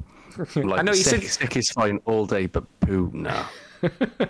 I'm sorry to tell you, children poo a lot. Luckily, I've managed to dodge that so far. No one's actually done themselves in my class. That's so sick. I must have had some sick at some point. I like the idea that you're just like screaming in like children's face. Don't do one, you little fuck. Don't shit yourself. Go to the toilet. Even my time in the infants, like I avoided the poo train. That's good. It was good. Yeah, it was good. It was. Once you're on the poo train, you can't get off it. It's a hard time. It's not a good one. It makes me gag. What do you think of Huge Fire and Bee then? Do you like them? They look all right, don't they? All right, I don't collect legends, but they're okay. I'd say these look less impressive than a lot of the Legends figures that we kind of see. These look like more something that Hasbro could probably do, rather than like a easily. third-party company. You I know? just think like someone says like, let's make a movie Bumblebee Legends and a movie Optimus Bumblebee movie. I've just completely said that wrong. Let's make these two, and somebody went like, all right. No one else was in the room. They were stoned. Oh. Are they gonna sell? I maybe. I don't know how popular the Bumblebee movie is. I'm guessing popular enough because there are a lot of third-party Good toys movie. for the Bumblebee movie. So I'm guessing the line just must sell across the board. So maybe they're doing this clearly to be unique because there aren't any other Legend scale movie Bumblebee third-party toys as far as I'm aware. So this is filling a market. I just don't know how big that market is. You know, it's weird. I don't get it. No. I wish them all the best, but you know, not for me. That's fair. 7.5 centimeters of Bumblebee is not enough Bumblebee for me. I need a deluxe. What's the premium inch for you for Bumblebee? I'd have to go. Let me just measure a deluxe figure here. 14 centimeters. What's that in inches? Oh, hang on, I've got an inch scale here as well. Yeah. 14. I don't know why I picked Ironhide back up. It's just it's 5.5 inches exactly. Oh, that's the average. Okay, that's good. That is, yeah. In many ways, that is the average. Yeah. All right, good stuff. If you believe everything you read. The next one though is a real treat. Is it? Okay, transform. Oh yeah, it's this one. Yeah, this is the thing I use for the image. It's Transform and Rollout TR-02, Commander of the Stars. It's the Cybertron Optimus Prime. He is 9.5 inches tall, so he's above the average. So Brad should be happy. He's 24 high, 36 long. That's 14 length, baby. Estimated release this year. So that's soon. I think me and Mikey talked about it a while ago. It is a Galaxy Convoy. From what I would say, this to me looks like the original toy, but better. I had to that's double only a take good it. thing. I was just like, is this the original toy? Yes, it looks like Except they've taken a if lot of the. I mean, let's be honest. The original toy did pretty much everything you wanted it to. I would say, right? Is that unfair to say? No, I love it. It's one of my favorite figures ever. And I think this seems to be, what if we did that toy, but just make it better, give it more articulation, and that's about it. And that's what sort of the proportion issues, I suppose, here and there. That's it. And it looks great. It looks really good. It looks fantastic. Even if you go down to the bit that holds the Matrix in, that's exactly the same as the other one. Exactly. Yeah. It's identical. Well, it looks identical anyway. So I guess the only difference is either the Matrix has a light in it, which I doubt, or it's like the back of his chest has an LED in it, which is probably more likely. That's the only difference there. It's a wonderful little thing. Yeah. But it looks beautiful. It does look beautiful. One of the best aspects is, at least in my opinion, is he has ankle tilts, so he can do that wide leg spread now in the super mode. He can hold both of his guns a lot easier because they're on like extra joints, so they can swing out a little bit better. Like I say, the base toy of Galaxy Force Optimus Prime was strong, and this is just that, but now better. And that's great. It's all it needed to be, really, isn't it? Pretty much. You don't need anything more than the original toy, just with a bit more articulation or a bit more stability. That just talks to the strength of how on point those figures were. Like the Armada figures, the Armada figures sort of were on point. Sort of. They were more chunky. Well. Yeah, they lasted well. They're more chunky, but you can see like the progress they made over those 3 lines, though, can't you? Oh, Like 100%. Energon was like, maybe they tried to like just cram so much into Energon, it kind of that was his downfall with like the power links. Yeah, the pants mode. Like that. But then they kind of really finessed everything out for Cybertron and Galaxy Force, and those are like the best figures. Oh, Because definitely. there's not really many bad ones in Cybertron if you consider like what it was like at the time. Everyone was just like gonna get that. Yeah, and it's amazing. There are definitely some ones. A lot of what was the class? Was it basic, like Cydos and stuff like that? Were they classed as basics? What were they classed as again? I can't remember. Whatever they were. Dino Shout as well. Yeah, Dino Shout was lovely, and like Cydos was bad. I think Cydos was one of the worst ones. The He's rhino. still dude. He's still fun. Yeah, Sidos. It was I can't remember his English name. I don't Yes, I remember. still love Sidos. I It's don't. fantastic. I don't like him. I thought he was Dino bad. Shout is Dino Shout Shout's is surprisingly underrated. good. What was the motorbike called? Oh, Not the red Gasket. guy. No, not Gasket. Because it was the orange motorbike, like the chopper kind of guy. Oh. I think it was was it Brimstone in the UK? But It was road. Roads- Wasn't Roads- it road something? It wasn't roadkill, was it in Japan? no, it I wasn't didn't. I Roadkill. didn't like him. He was a bit too slender in He parts. was weird, but like really interesting. One's come up on Interesting. eBay for 50 quid, and I'm like, Wow. I really want to get it. Yeah. Roadstorm. Yeah. No, I can't remember what his name was. Yeah, there were very few, like Master Megatron. I think was a great robot mode. I don't think he was the most fun to transform because his vehicle modes were a bit on the like the plane mode was bad. The car mode was weird but kind of cool. Is how I would describe I it. love the car mode. Yeah, Got everybody. Galvatron up on the shelf. Everybody knows how good Vector Prime was. Everybody knows how good the Starscream was. They're both really good. They just needed obviously more articulation, especially the Starscream. I'm chasing Vector Prime at the moment, actually, because if you Yeah. get the Cybertron one, everything's really floppy. And shit, he's want not the right everything color to be either. dark. He's like pale white for some reason. He was kind of like that soapy, lovely, glowy white, wasn't he? The Galaxy Force one. I'm trying to think, like, because I still have it. It's like one of the Galaxy Force toys I haven't got rid of. He's kind of a grayish, creamy color is kind of how I would describe it. Like if you got a soap and you dropped some gray in there, I think it's kind of like that ish. But he's good. He looked a lot nicer than the American version. I don't know how America fucked him up so badly. They did though, didn't they? They did. They really did. Red Rock as well was amazing. The Jetfire was so Oh, good. I yeah. nearly bought one of those recently as well. Like Yeah. they're not common. Are they not? It was I they're not I common at all. think I've still got a few Galaxy Force toys to sell, but I can't remember which ones. But I did sell a lot of them. No. I think I've sold most of my Galaxy Force ones to you in the past. I can't remember what I bought off you. Super Link Sprung, I definitely bought off you, and I've got that up there. I remember I tried to bully you into buying all three of my Rambles at one point, but now you don't need to. I think you got all of them, don't you, at this I got point? all of them from Mandaraki, I think I got them from. I got Yeah. them for quite cheap as well, because Mandaraki were just like, at one point they were like, yeah, everything's cheap. The blue one. I've got the Sonic Convoy gift set as well, which is just Oh, that's a great set. I remember Comes when with the that Kobe originally logo. came out, I was like, should I get that? And I was like, oh. I'm now glad I it's didn't, like- because I would have sold it now, but it was neat. it's such a lovely set. The question I've is, got- do you I've got think they'll do the upgrade? What was Sonic Bomber? Do you think they'll do Sonic Bomber for this Optimus Prime? I was gonna say, like, I'd be severely tempted to get this if it comes with Sonic Bomber. Because I would easily say that, what was it? Was it just Super Galaxy Convoy? Is that what they called it? Super Galaxy Convoy? Yeah. I think that was the best looking out of the three. I never liked him with...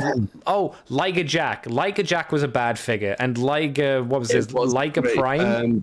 Nemesis Breaker, and it was Yeah, that the mold was bad. The Jeep one. The Jeep one was- the Alliance. The Jeep Jack one was shot. the Jeep one was mediocre. The Lion was worse, a lot worse, because he didn't do well. Oh God, you have him. I have somewhere. Hang on. Maybe that's the one I sold you. Maybe I sold you him, the little Jeep. I got a backpack with me. Oh yeah, I've got a backpack I need to sell. Fantastic. Scatter shot. Anyway, yeah, they're in there somewhere. Yeah. But yeah. There wasn't many bad ones, was there? Not like legit bad.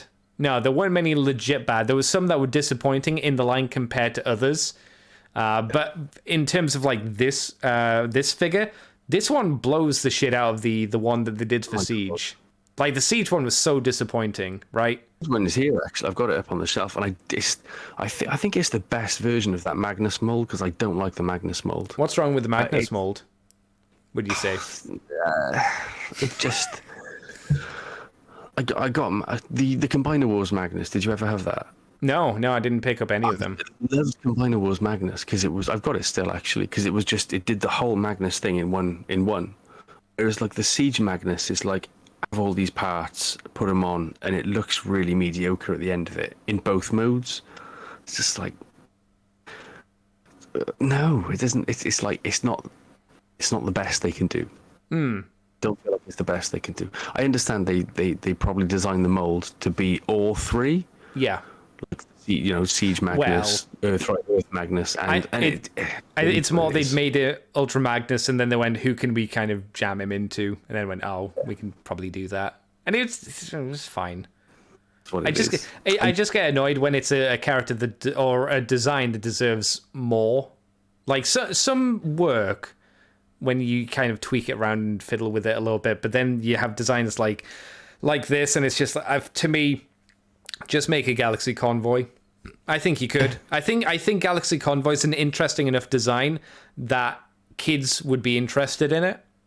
I would hope, at least. It doesn't really. If you just base it on the original like this, it's not really that hard to engineer. No. It's fairly straightforward. You would have thought anyway, but yeah. At least these guys are doing it, and it looks good. Beautiful. I would say for the most part. It looks a bit more like the what was the little one called?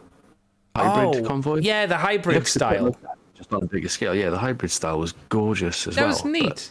It again, that one had more articulation than the original, but it still had limitations to it. And again, I think it was mainly the ankles, which this has sorted that out, which is great. Yeah. Next up is X-Transbots. The only one we've got here that they're, I guess, announcing is Big Load. Big Load is shit, if you ask me. Woo, lads. It's the MX-46. It's not shit. It's long haul, though. We saw him in the case earlier when we were talking about them. What do you think of long haul? I'm not a big fan of how X-Transbots generally style their third-party toys. They always look a bit cheapy in some weird way. I don't know enough about it. X-Transbots, I'm guessing they're Legend scale as well? Nope, Masterpiece scaled. A Masterpiece scale? No, then. It's a 50-50 guess most of the time, Brad. It's either Masterpiece scaled or Legend scaled. Or Legend scale. Like, even with if that's Masterpiece scale, it doesn't look very good. No. It's like even the heels at the back of his feet kind of just look like a bit of green shit hanging off the back of him. It just doesn't look good, does it? If that's Masterpiece scale, that's going to be what, like 200 quid, 150 quid? They'll be expensive. I don't know exactly what X-Transbots generally go for, but again, neither me nor Mikey, from what I remember, have ever been a big proponents of like the style that X-Transbots go for. Clearly, they have their fans because people are still buying them. They just don't do anything for me. Nothing at all. If you look at, is it Scavenger, the one next to him in the picture? Scavenger, yes. Isn't it? Yeah, that looks crap as well. Scavenger? Looks awful. Scavenger? Scavenger, yeah. Looks awful. It just looks like... Scrapper. Scrapper. Leader. Scrapper. Yeah. It's not very good. No, I'm not a big fan. But they're going to do the rest of them, I'm sure, as it goes on. Yeah. Magic Square, Squarey Magic Boys are up next, and they have on a lot of good display. things. Yeah, it's basically the Legend Scale guys are New Age or Magic Square for the most part. Iron Factory in there as well, but Iron Factory more stylized. But if you want like your standard kind of stuff, it's these two. So Magic Square has the MS-B16A, which is Strongman, which is Huffer. There's some images of Huffer. We can talk about these in a bit. I'll just jump to the other guy. We have the MS-B35A, which is blues, which is jazz, and the MS-B47, which is Meteor Jetfire, which is funny because New Age have just released theirs. Meteor is in prototype colors. Strange prototype colors, actually. It's all green and shit. Quite nice. It's like Skyquake. You like that? You like that green, do you? Yeah. What do you think about Hoofer? Little Huffer boy. I think he's lovely. He's like that he's called Strongman as well. Yeah, he looks like a perfect Huffer. I like his wheels. I think wheels on a vehicle goes a long way, and the wheels that Hasbro are using at the moment are the only downside to what's going on. I don't like the mushroom pegs. No, the mushroom pegs are ugly. Terrible.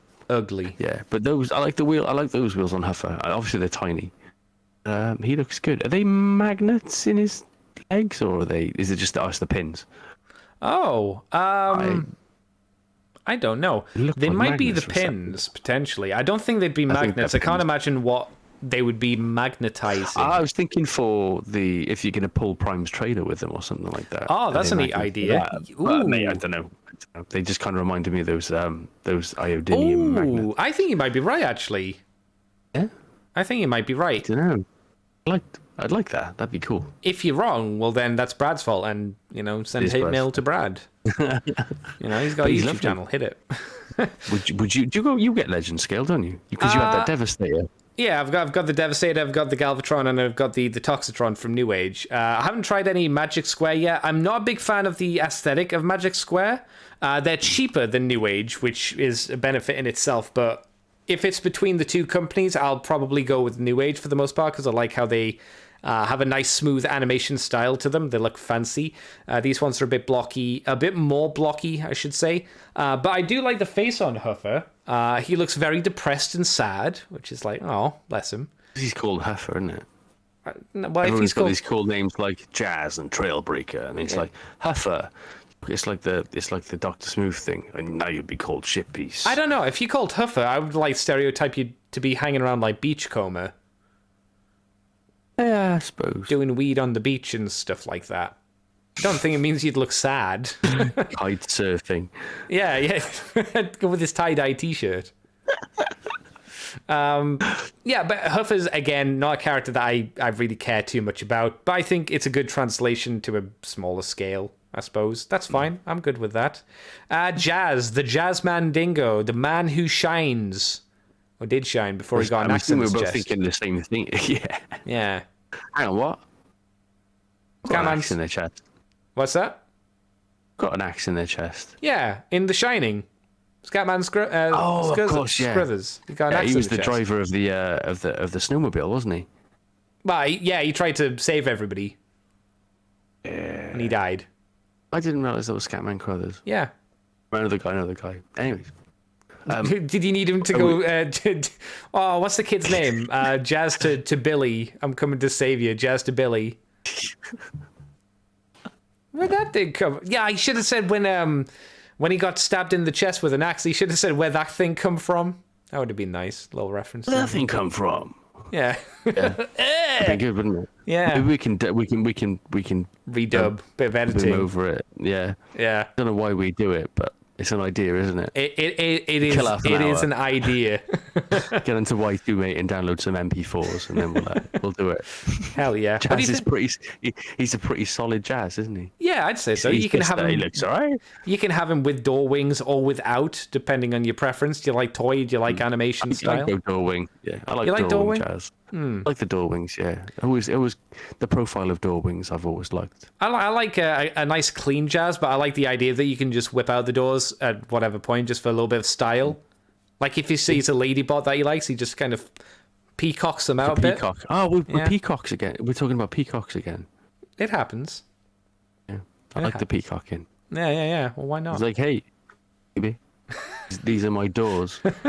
This is a nice profile. I'm gonna say, Brad, you might need to work on your pickup lines. If you just go, "Hey, baby," I'm not one to Here's talk, some but you know, doors. Some car doors on my back. he's got good I like car mode though. The car mode seems to have popped up really spot well. on, isn't it? Yeah, I'd say I like maybe the it looks like wheels. there's a bit of underhang. Oh yeah, you can see it, can't you? Yeah, I don't know whether that's Little like macro. mistransformed or something, but it looks like there might be some bits dragging along the ground, but I'm not too sure. But yeah, solid It's looking, solid, yeah. guy. I like What that the about? windows are transparent as well, because they're not always transparent. Oh, Are they? yeah, some of Windows the need no, to the look like front the windows. front windows are transparent. They're just not completely. They're like 50% opaque.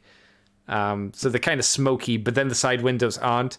So it's a nice balance. Instead of them all being just like see-through, we can see all the robot. It's a bit of a nice blend. What do you think of Meteorite? Big green Skyfire boy. He has his helmet as well, so if you want him to look like the toy, you can do. I like him in green, but I don't like Jetfire very much, or Skyfire. That's I've never fair. liked him because he's just a big thing, isn't he? He just kind of stands there like, "Hey, science, anyone?" And everyone's like, "No." Oh. No thanks. It's a nice version of Jetfire, though. I still prefer the New Age one, which is more streamlined. This is very big and blocky in comparison. It's very squared. There are a lot of more obvious like rectangles and shapes on it than on the New Age one, which again, like I say, is a lot more streamlined and smooth and dynamic looking. This looks a bit more stocky. But it depends what you're into. His head, the way they've posed in there with his head, it looks like he's pouting. And it's a bit like, oh, I wanted to go to the circus. Well, you just said that, like, he wants to do science with people and people are telling him to piss off. Of course he's not happy. Here we go then. You want to do science? No. Yeah, I'd be sad too. It's like, no, you're green. Do you think I like the cliff jumper on his arm, though. That's quite cute. I don't like the image of Starscream aiming at his cock. I think that's a bit rude. It's like right at his cock, isn't it? It's right there. He's going to shoot it right off. It's like he's a chimpanzee. He's going right for the dick. Fucking chimpanzees, man. It's just a horrible thing. He's picked up Cliff Jumper and taken Cliff Jumper's bazooka off him and gone like, oh, not today. We'll just have a nice day today. It's very maternal, this image. No murder for you, Cliff Jumper. No murder today. He's going to be pretty big, relatively for the Legend scale, but that's, Skyfire, Jetfire. It's what they be. They have to be bigger than the other boys. It's talking how it 14 is. Centimeters. I don't actually have scale here or size queen stuff, unfortunately. I'll assume he's a big boy though. Iron Factory's next. There's the EX56 Tetsubi. Oh, that's the Ironhide I was telling you about earlier. We saw this. Yeah, we're going to the Shogun dudes. That's right. He's a. Oh, look at his vehicle mode. It's a weird one. That is definitely a death wagon. It's nice. I like what they've done there. I'm not I'm not a big fan of his vehicle mode. I think he is better in robot mode massively. I like the fact that he comes with a crap ton of different weapons, like a weird shotgun, a naginata, a katana of some kind, and then whatever they call the spears with the not trident kind of shape on it, whatever they call them. He's got two of them. It's neat. I don't think anything new though that we haven't seen before. And then there's the EX58 Hometown Watcher, which is Huffer again. So this is a normal Huffer, G1-ish Huffer, but stylized in the way that Iron Factory do stuff. So since we've just seen a Huffer that's more accurate to the animation in the original one, what do you think of Iron Factory's stylized version of Huffer, Brad? Actually, like, it reminds me of the reminds me very much of the Stunticons that were done by what's that main company called that started all the stuff with City Commander. Fans Project. Yeah. It reminds me of the Fans Project Stunticons that does, because they used to have T-Bone. It's I love that style, but doesn't look like a Transformers style. What do you mean? No, it wouldn't fit in with like the normal stuff, would it? Oh no. But that's the Iron Factory design aesthetic. It's not really meant to just be like, and I can put this with my, G1 or Chug figures. This is its own thing. It would be like putting a Transformers Prime toy in with the G1 line and being, but it's Soundwave. It's like, no. Nobody's falling for that shit. Yeah, exactly. Nobody. What do you think of the style on its own, though? Do you think it works as a style that you can get behind, or? That's cool. I really like it. If Hasbro did stuff like, because I don't buy third party, but if Hasbro did stuff like this, I'd go for it. Yeah, it's a little bit IDW, isn't it? I could see that. It kind of works in that kind of sense. Would you go for it? Again, I'm not a Huffer fan, but I like this a lot more. He doesn't look like he's about to cry, so that's a big thumbs up. He actually looks really young, like in the image where you've got the three of them. The face makes me think he's a really young Transformer, just because it's, I don't know, he's got a youthful appearance. That would have suited Huffer better, maybe, as a character. Yeah, probably. Yeah, and Brawn as well, because I always hated Brawn. I think you can do Brawn as like the old guy who's like trying to make like Huffer, who's like the young tough guy, like trying to break him in and be like, this is like how you be a strong boy. And he's like, I want to be. He's like Scrappy Doo. I'm gonna do these things. I'll pull you Trailer Prime. Give me a Scrappy Doo snack. I don't know. Huffer has been found dead in Miami. Oh no! Now he's gonna run a theme park and dress up as Mr. Bean. I don't like the hands in the vehicle mode though. Yeah, that's it's disappointing. A bit like the Generations when although the Legacy and Kingdom ones had that. They were okay.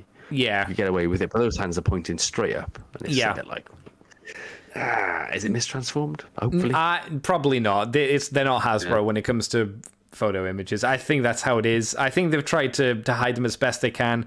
I can kind of let it go to a point, just because of how cute the truck mode is, because it's a really interesting little truck mode. dirty, isn't it? It's nice. It's like a Micro Machines kind of future truck mode, and I'm like, I like it. It's stylized, but yeah, the hands are super visible, and it's the worst thing about the figure. Otherwise, I think it's solid. And we talked about the Ironhide, so we can move on to fans toys. Toys for fans. Are you a fan? I hope so. Fans toys, aerial bods. Yeah, we have a CG render of the FT-30 Superion, which is made out of, you'd be surprised, aerial bots. 2 of them are colored, the rest are not. So he is very, very gray. You can have him with the mouth face or the faceplate face, depending on your preference. There's also seems to be you can use all of his extra combiny bits and turn them into stands for the jet modes, which is kind of cute. Gives you an extra little thing to do with them. If you're not going to have them in Superion mode, you can have them all in like hey, with the aerial bots jumping. Which is kind of nice. I don't know what you do with planes. You make them fly, I guess, right? You zoom them around. Yeah, you go zoomies. I didn't even. First time I looked at the images, I didn't even click that the stands were the combiner parts. Yeah, at least some of them. I don't know how much. What I'd love if they got Fireflight's jet mode correct, which is an F4 Phantom. And it's like that never happened because he looks so weird in the cartoon. In Combiner Wars didn't, as far as I remember, Combiner Wars didn't. Is it? Might be correct in Combiner Wars. I've got my Superior up there somewhere. Oh. But yeah, it's a proper F4 Phantom, which is a great jet because that's what Blitzwing was in Bumblebee. It's a lovely looking thing. Oh, okay. But they all look really, really jet accurate, and I love that. I'm a little bit nerdy when it comes to jets. I think Fan Toys are again one of those third-party companies which are a bit iffy with people generally, but these look nice enough, I'd say, pretty solid, right? But they are grey, and everything looks better grey. Wow. I actually lied to you as well, Brad, which I'm sorry about. It seems like it's not just the heads that are different. The chest is different, and the way that you can hold the gun is different for each of the Superion modes. You can have it in the animation mode, which is more like he's holding it like Megatron did, or you can have him just like the toy and have him hold it like a normal gun, which again is kind of a nice little detail to add. Yeah, I'm guessing this is like all of these extra parts are part of the stands. I would imagine there's a lot of extra parts there. Yeah, I didn't even notice the different chests. It's like the different abdomen section, isn't it? Which is and the boob. I'm guessing one's toy accurate and one is animation accurate. One on the left is animation accurate, isn't it? But animation accurate depending on what episode, probably. But yeah, he on the one on the right hand side he's got boob wings. On the left hand side he doesn't have boob wings. But because that used to be the chest plate that went on. That's right. Yeah. Oh, I like it. It's neat. I'd probably go with animation accurate because I love that head. I like the gun placement. I think that's a really interesting way to hold a gun. And it's not seen in many of the robots, to be honest. No, it's not. It's like that. It's Demi Bazooka, should we call it? I like that. Yeah, Demi Dom Bazooka. Where's that transforming Gundams? I think they're all right. Again, I'm not a big fan of the fans toy stuff, but these look good for what they are. I'm sure me and Mikey have probably talked about each of the individual robots at some point, but fuck knows when. The problem with third-party stuff, Brad, is when you're talking about it each and every week, it all just kind of blurs together, especially when they don't talk about some of the stuff for years. Like if they say, here's an announcement, and then 5 years later they talk about an update to it, you're like, what? Is this new? I don't remember. Fuck. Like it's like the Avatar movies by James Cameron, but worse. Yes, definitely worse. Because at least these don't start a 3D fad which ruins the movie industry for a few years and makes you pay extra money to wear fucking glasses, which you don't want to do. Yep. I'm glad that's over. Yep. We've got a few more fancy images. Oh, there's also Oh, this is different. There's a company called Fantastic Models, which is, wow, they've got a big ego. They're showing off the FM-02 Marg. Marg? Marg. I thought it was March, Yeah, but it's Marg. Marg, isn't it? Marg. Yeah, which is Ultra Magnus. I don't know what Magnus. scale he is. I don't know how much he is. Look, he deshells into white Magnus. Oh, of course he Magnus. does. Of course he does. That's all right, but I'm guessing it doesn't transform. Is it? I think he does. He's got like extra panels in his legs, so I'm pretty sure he does. Like, I mean, the Optimus Prime has like panels which will shift and open up, so I would imagine he does that. I guess an interesting thing is they've changed the Optimus Prime face, so for the faceplate, they've given like little, I don't know, vent slots in there, which makes him look a little bit different from just being I a like white that. Optimus Prime, which I like. I think that's fine. Interesting. He has a few different faces. One of them is a cracked Ultra Magnus face, which I think, again, is a pretty cool effect. So you have half an Ultra Magnus face and half of a white Optimus Prime face. In terms of expressions, he has happy, which is terrifying, sad, angry sad, and very, very angry, and then stoic angry. I feel like he's just ordered too much off the menu there. For which one? It's just the combinations with like angry, sad. Oh, this is it gonna be like, you need- this is you need a rota 100% for this like kind of thing. write your Yelp review and choose a little smiley face that represents your experience. 100%, I agree there. Yeah, you need a rota for this many faces. Like Monday's going to be this one. Every other Wednesday's going to be happy, sad. Yes, exactly. What do you think There's of him, two though? of them Do you like what we see of Ultra Magnus as a combined entity? Super impressed if he actually transforms into a truck. Really, because you don't see any wheels on him or anything like that. Which, yeah. How many Magnuses are there now? Oh, And how does this long's a look bit like of the best fucking one? string? I Yeah. don't know. I like the deshelling thing. That's pretty cool. But there's surely too many Magnuses now. But there's not apparently. Do you think an issue with the shelling is, like, I don't mind parts forming, but this seems extensive in terms of parts forming. There's a lot of things to lose there. Yeah, It there's doesn't- a lot of it's- pieces this- that could be potentially, like, loose on the figure as well. There's still got to be an element of fun to it, I think. Yeah. If you're going to buy something like this, and this doesn't look fun, it just looks like a pose piece that has too many bits to lose. Like when you buy the Gundam Virtue, and you build Nardley first. Oh, yeah. You don't ever intend to change it back to Nardley because you know it's a pain in the ass. I haven't actually got the master grade for it. The master grade looked it's- neat, though. Well, the Master Grade is actually not too bad. It's like the old 100. was Oh, I always a never pain got in the that ass one. to change. Oh, it was to change it back to Nardley. I've never even gone there.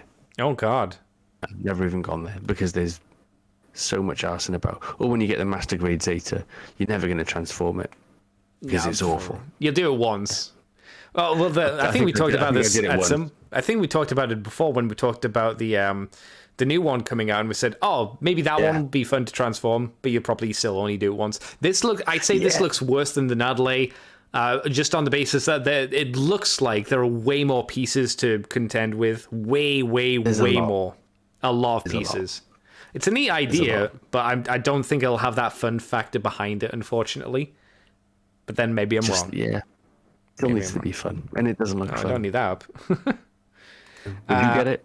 No, I'm not a big enough Ultra neither. Magnus fan again. But I like, Boring as well. I guess I can appreciate the idea behind it. I'm just concerned about how well it's going to do. New Age is up. My boys, the New Age boys. I actually know about these reveals, and I was really disappointed by them. Spoilers. They show off the H25Z. And the H26Z, which are Herbie, which is Bumblebee, and Vanishing Point Cliffjumper. The difference is they have dirty paint jobs, so they look gross, like they've been run through the ringer, which we've seen recently with the Starscream they released. Also, there's the vehicle mode. Also, they did the same kind of paint job to the H9Z Agamemnon, which is Megatron, and H27Z David, which is Optimus Prime. So my issue here is, I think it's nice that I kind of think it's okay that they're re-releasing them, but they've done a lot of paint jobs for these guys already. There've been multiple releases for Optimus Prime. There've been Megatron. There was the comic Megatron. I think there was a toy Megatron as well. So this will be the 4th version of this toy. The David version has had Toxitron, probably Ultra Magnus. I don't think the David's had.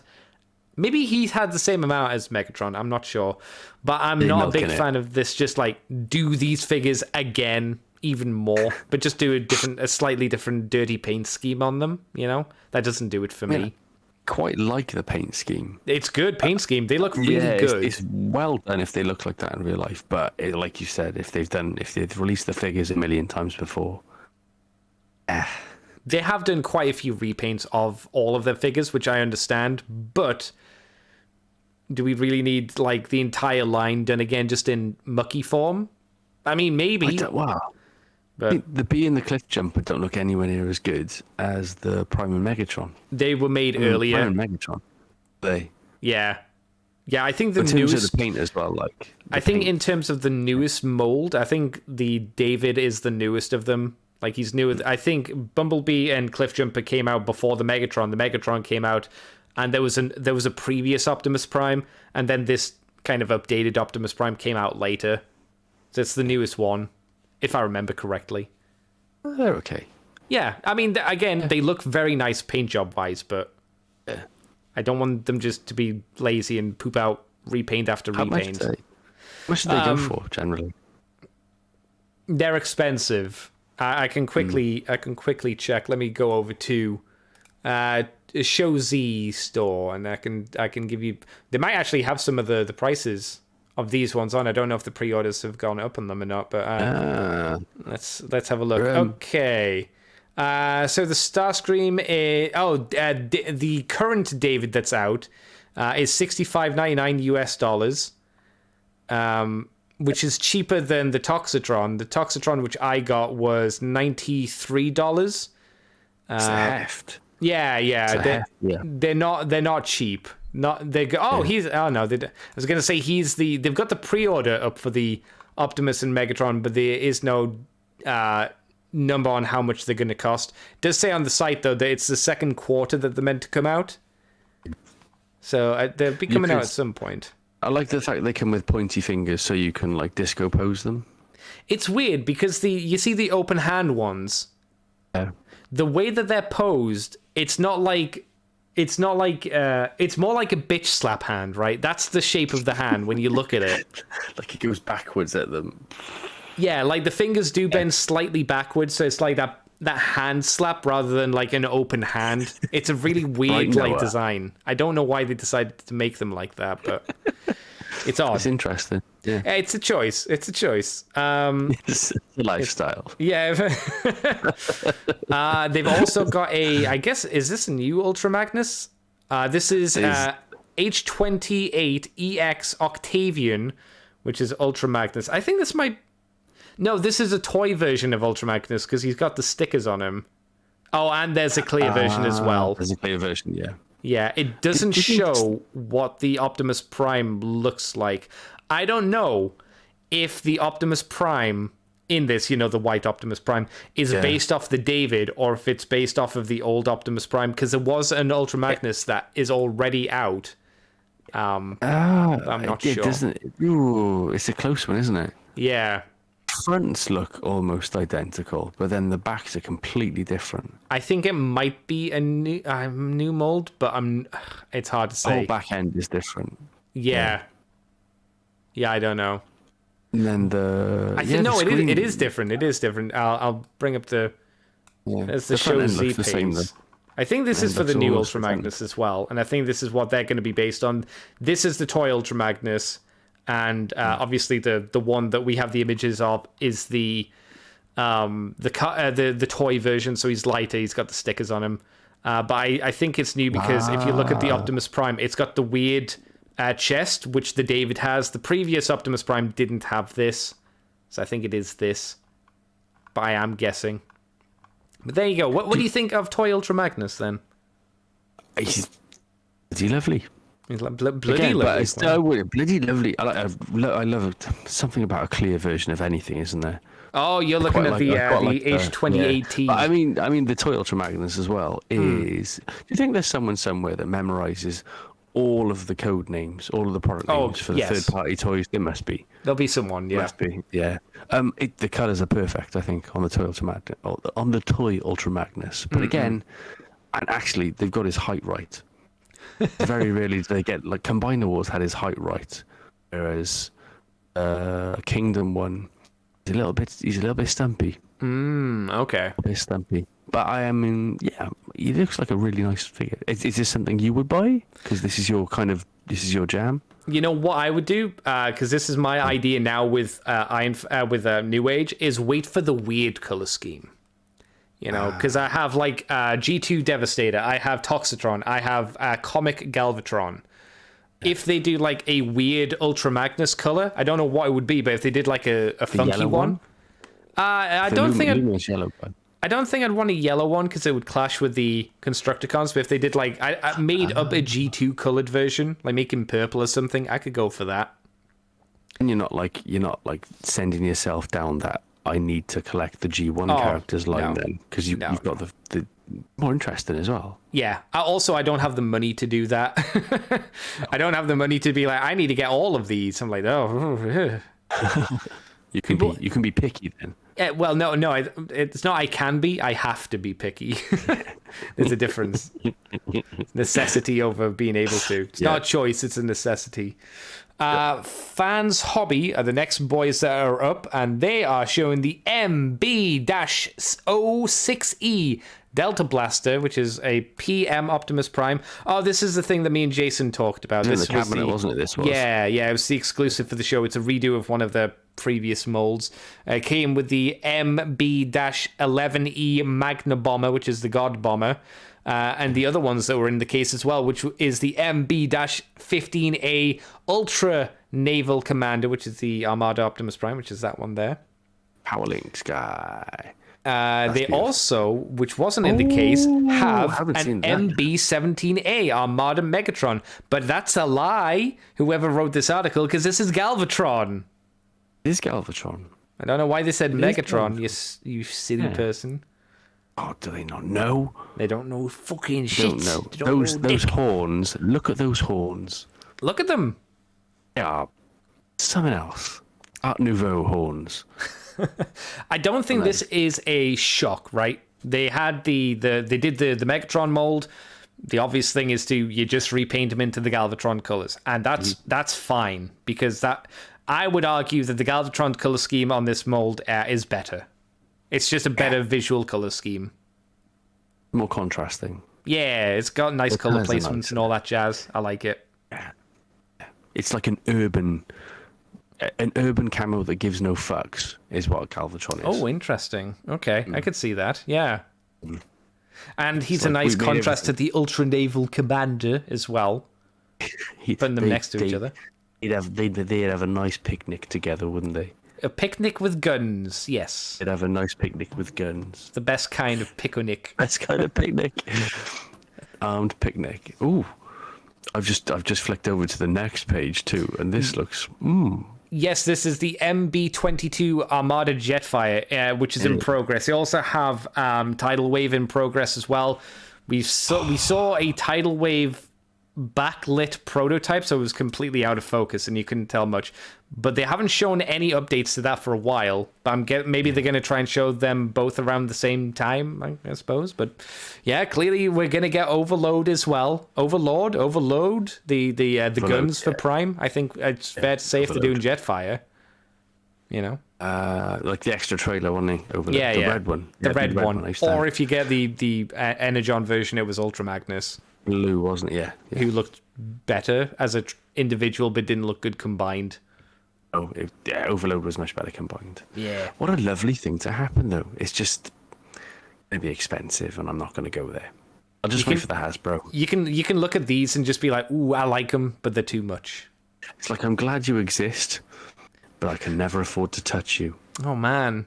That applies to so many things. Yeah, I've been on dating websites and said that to ladies before. They might take it as a compliment. They might. You never know. You never know.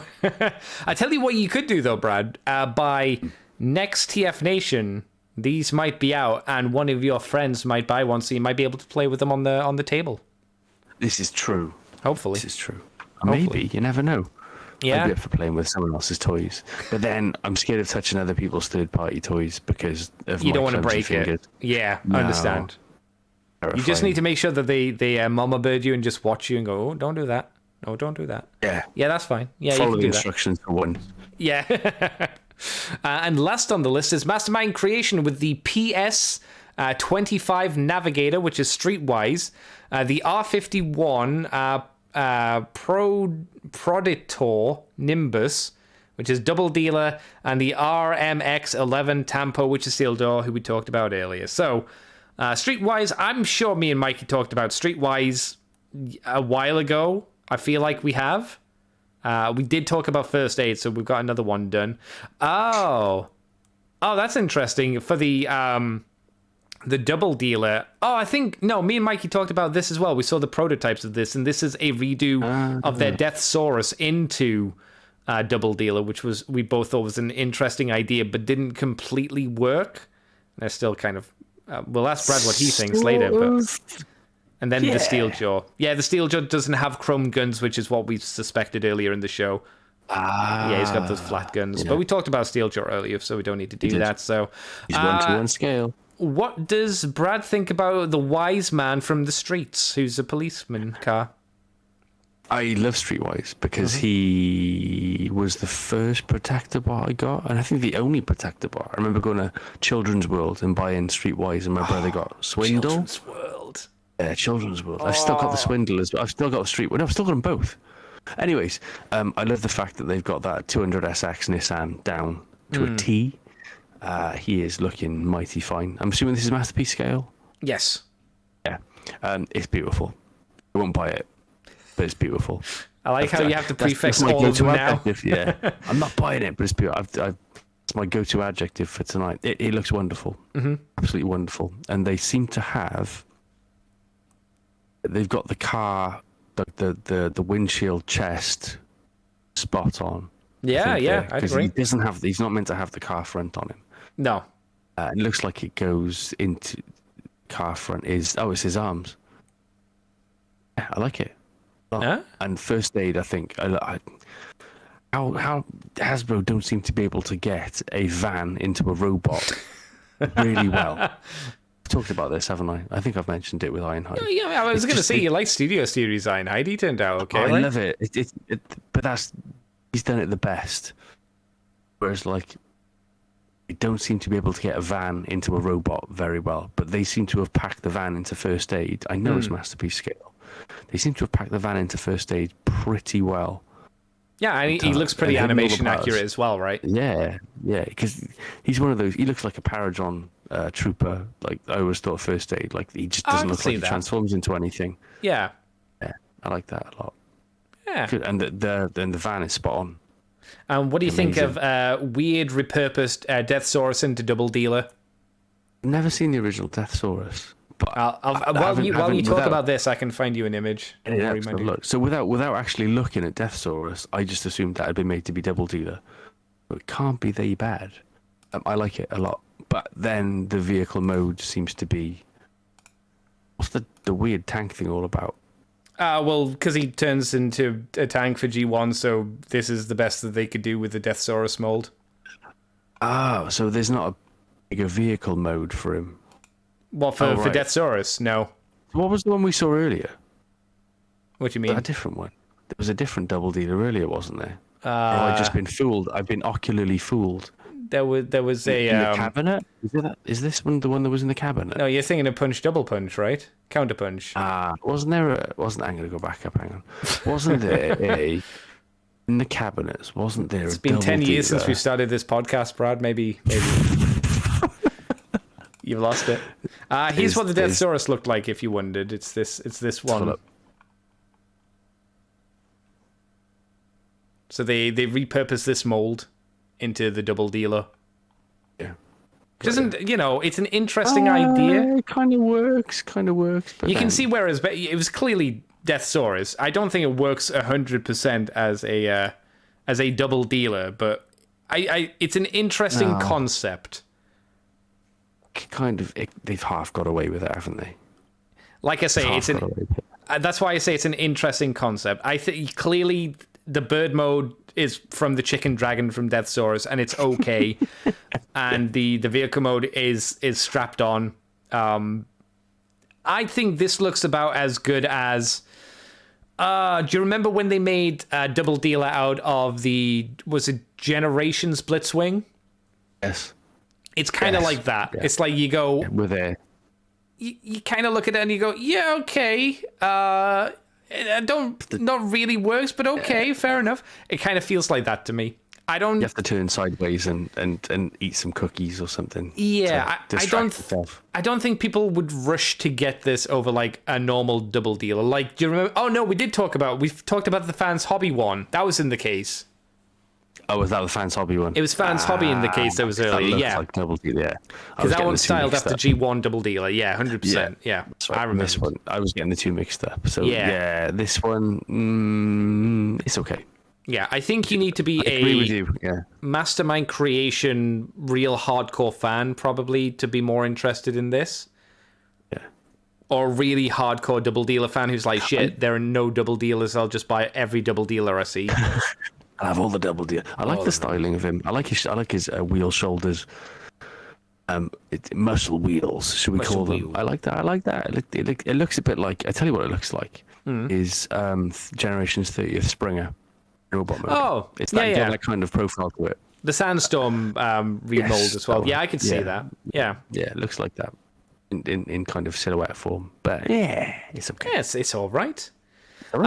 What's the last story then for tonight, Brad? It's a quickie. Last story is from. Hang on. Here we go. He's got it. Don't worry, lads. I've got it. Is Rebecca Nulty to attend the TF Nation minicon? As far as I'm aware, she's never been a guest at any of the TF Nation so far. Probably not, because it seems like she's her credits are based on Last Spot Standing, which is a fairly recent-ish comic. So she's also done quite a bit of Star Wars, as in like the New High Republic. But I'm sure she's done a bit of Star Wars before as well, because I recognised her name. And she's gonna be doing Know Your Station from Boom Studios and Images Up and Coming, Radiant Pink. So she's in with all of the company. I think she's also Sharkberry on Instagram, something like that. I've come across her before. Somewhere for doing cosplay, maybe. All right. Not that dominates my searches on Instagram, but I'm sure I recognise her from that. Hey, don't be ashamed, man. We've all been there before. We are degenerates. Yeah. Pure degenerates. I was talking to completely change the subject. I was talking to JD about Monogatari the other day and how good it is. Yeah. But if someone walks in on certain scenes, they will automatically assume you're a degenerate. And what do you mean? The toothbrushing scene's fine. It's completely normal. You'd play that in front of your parents without any shame. Exactly that. What's happening, Brad? Anyway. Don't worry about it. Don't worry. TFN Minicon seems to be kicking off quite nicely. And you were right, because they've just announced TF Nation. Oh, that's true. Yeah. You were right that they kind of held off until Minicon sold a bit more. Yeah, I'm not surprised. I think I saw I don't have them up or ready to put on the screen, but I'm pretty sure I saw Billy have some fancy screenshots of him, or pictures as they're normally called, of him at, I guess, where the Manchester one's going to be. It's been renamed to the Piccadilly Hotel. It's called the Piccadilly Hotel now, as opposed to whatever it was called before. I think everyone might have panicked. If the Manchester Slums Centre. Hotel. Yeah. So I'm looking for. I don't. Do you ever go? Did you ever go to cons for guests? No. I go for people's. Me either. Yeah, exactly. I'm not. But not I don't begrudge. It's nice that they're getting these guests. Yeah, I don't begrudge guests for being there. I think it's nice to have a thing. If you're interested, you can go up and say, "Oh, hello," and all that kind of jazz. But that's fine. I was always there for the people's and the toys. Yeah, it's the social interaction with Tony Russell. Hell yeah, right, lads. Fucking lads. Fucking lads. Fucking hole. Don't fuck a hole. Don't do that. But that's all of our news for this week. We're going to have to wrap up soon because I realize it's getting pretty late for Mr. Brad. If I've waffled for too long or what? No, it's fine. I think it's been an interesting show. If you have any quick questions, people, get them ready for the chat and we can answer some of them. But Brad, while they're typing away the chat, where can people find you on the internet if you want them to? If you want to brag them up. Exilian XLR on YouTube. Exilian like the Galaxy Force character, and XLR like from Megas XLR, one of the greatest cartoon shows of all time. Yeah, it's great. And I'm the same on Twitter and I'm the same on Instagram. Nice. Exilian XLR. Yeah. All right. You can find me on Decade Andy on Twitch, on YouTube. You can find me here on Moonbase 2 Podcast. We're on Twitter, iTunes, Facebook, Libsyn, and YouTube as Moonbase 2 Transformers Podcast. We are on patreon.com/Moonbase2, and if you do $2 each month, there's usually a comic show if there's Mikey around to do them. He's not here. He'll be back, so hopefully we can get him to get comic shows back. And at some point, hopefully this week, I'll be getting up the next season of me talking about Stargate SG-1, which is season 4. That's for the Moonbase. We would talk about non-transforming things in more detail. And you can also find us on the ccbunker.weebly.com as well. Mr. Brad, you said you had talking topics that you wanted to talk about, didn't you? I wanted to talk about Edge Runners. Oh my God! Edge Runners a little bit. Oh, what a lovely blooming show that is. I don't know how many people have watched it. Maybe a little spoiler warning. Well, I've got to step away for like 2 minutes, Brad. So if you want to give the people a rundown of what Edge Runners is, then I'll be back. I'd love to. All right, go for it. I'll see you in a second. Oh, we're on a monologue now, eh? So, Cyberpunk Edge Runners was recommended to me a couple of weeks ago, and I was a bit like, I haven't really played Cyberpunk the video game, but cleverly, pleasantly surprised, it doesn't actually have any exposition in it whatsoever. It just kind of assumes you know the world, which I didn't, but the introduction was solid enough. You can run on assumptions. Good main characters done by Studio Trigger, which is the development company that kind of came from Gainax, which did Kill la Kill and did Gurren Lagann, and basically it's only a 10-episode OVA. Short episodes, only about 20 minutes long, so really like accessible if you're busy like me. A good story, just based on people who fill themselves up with all kinds of horrible but fun technology. And they I'm back, Brad. I was monologuing still. Yeah, I was going on about what people do in Cyberpunk land, filling themselves up with horrible technology that does fun things, and then eventually makes them go crazy. So did you play the game before seeing the anime? I didn't. No. So I was talking about like the fact that there's no exposition to explain the world you're in. Yes. It just kind of throws you in there and assumes you know everything about the game. Yeah. Or the world, which I didn't. So I was just kind of like, oh, I'm glad they've done this because I don't really need exposition. It's just everyone's got technology in them, and that's the thing. Yeah, I would say that, because I've never played the game, it does an okay job of getting you into the world of Cyberpunk Edge Runners. But you haven't seen all of it, have you? I'm 8 episodes in. So you're nearly done. I mean, there's a couple of nice twists, but yeah, 12? I'm nearly done. There's only 10 apparently. Oh, it's 10. Okay. 10. They're only like 20 minutes long, so I was saying it was really accessible. If you're busy, it's just like you can bang an episode on and go through 2 in just over half an hour. Which is a nice kind of like length of things to be.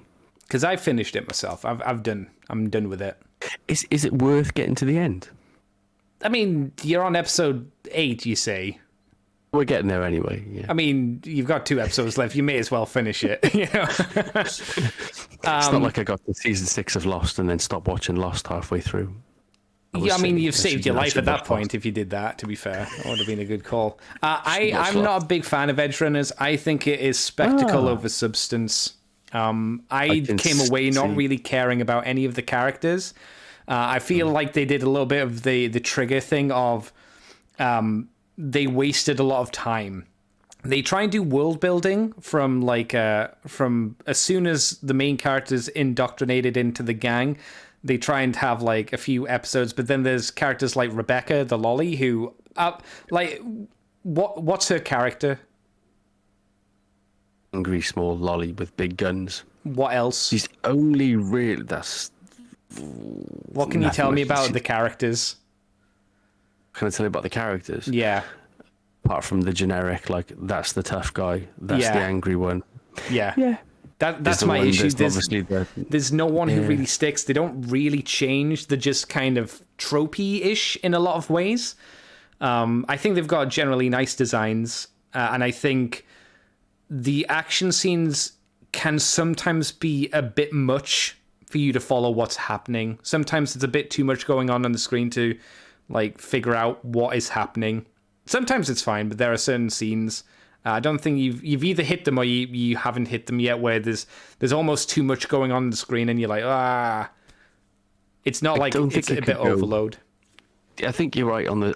I don't think it could go further than 10 episodes. I came in knowing it was going to be a really short ride, and it's just like, okay, chuck everything at me. Yeah. And the only character that really shows any kind of development is David, really, isn't it? Pretty much. And I wouldn't say he goes on a crazy time, journey either. He just gets bigger. Yeah. Oh, okay. So you've seen him upgraded, have you? Yeah, I mean Lucy as well. To a certain extent, I want to know what her problem is. Bitch, what's your problem? What's your issue? Like, but yeah, the support characters don't really get anything else off. But I mean, for a 10-episode OVA, I'm quite entertained. Yeah, I really like it. I wouldn't say it's like bad. The problem I have is I don't get the hype around it, because there are a lot of people who lost their shit over it and said it's like the best thing ever, and I'm like, it's not. No, it's not. No. It's fun. I didn't realize that. Oh yeah, there was a load of the hype. best thing ever. Yeah. Oh no. It was just one of those. It was just casually kind of mentioned to me, like, oh, check it out, it's Edge Runner, Cyberpunk Edge Runners on Netflix. So I did, but I didn't realize there was all this hype. If you take something like MS Team, oh, that's a good show. And see, that's like the same length, isn't it? It's about 12 episodes. No, Mobile Suit Team's. Is it only 10? I thought it was a bit longer. Something like that. Shit. It's a really short OVA. It's 10 to 12. There's maybe. more character development in that show. 8.